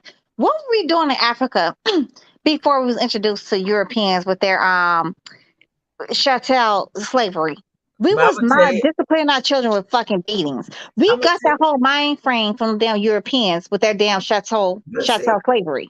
No, I do not believe. You know, I used to believe in that. I used to believe in that, but I don't believe in putting my hands on my children. No, I no, know, no. There's I know you not, into the Bible, but some of that stuff is cliche, and it's been mentioned centuries ago. You spare the rod, you spoil the child, and It that's Thank a also you. fact. says you're supposed to stone your child to death if they disrespect you.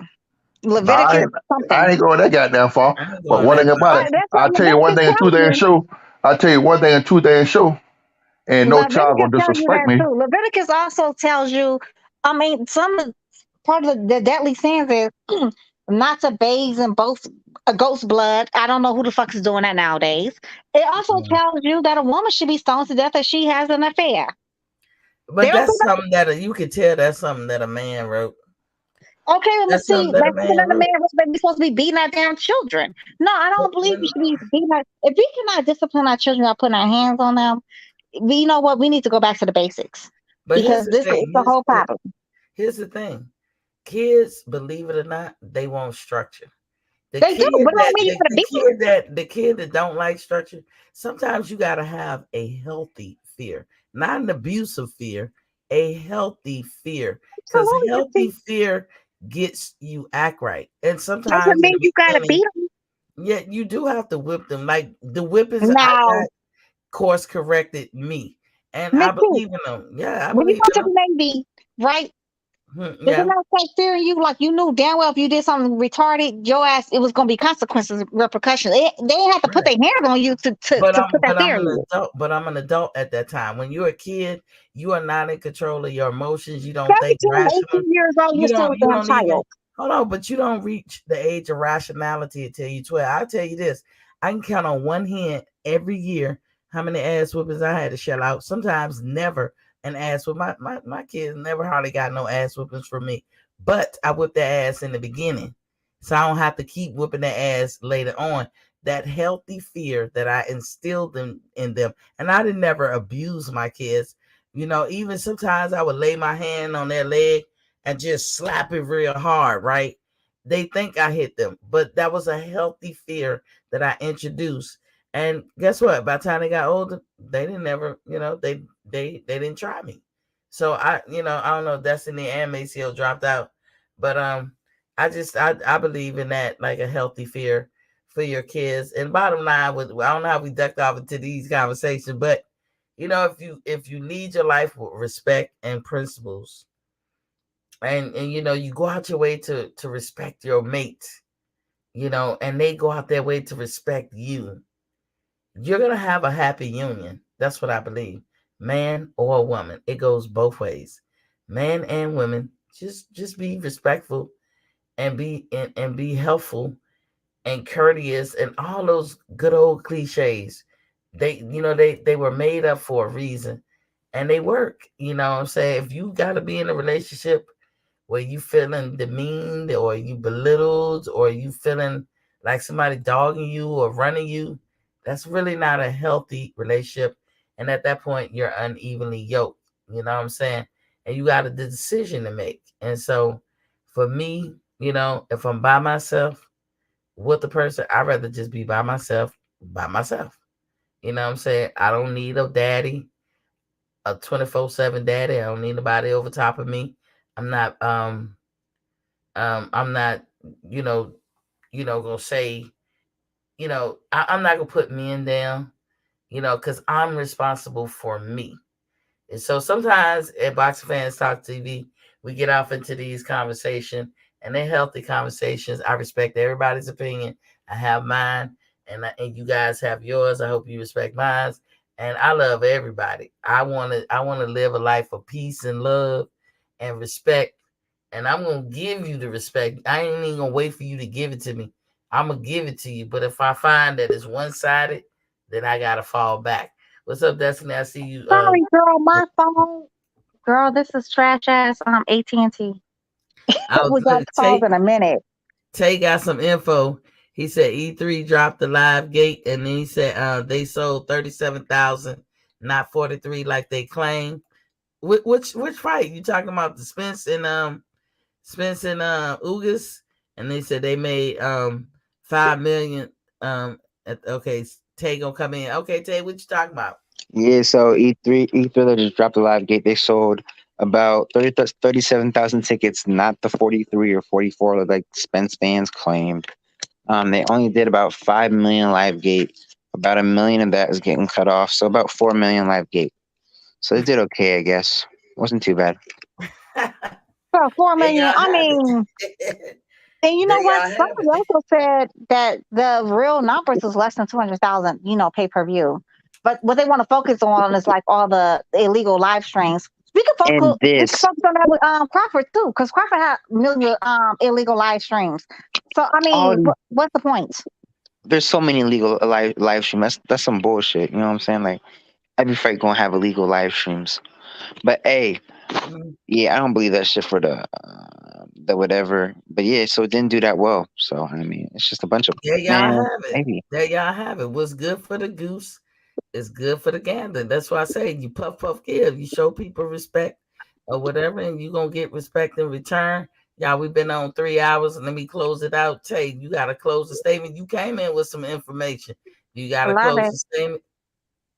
No, just that if they fight, Blake gonna beat his ass. Indeed, They need to send him that indubitably, contract.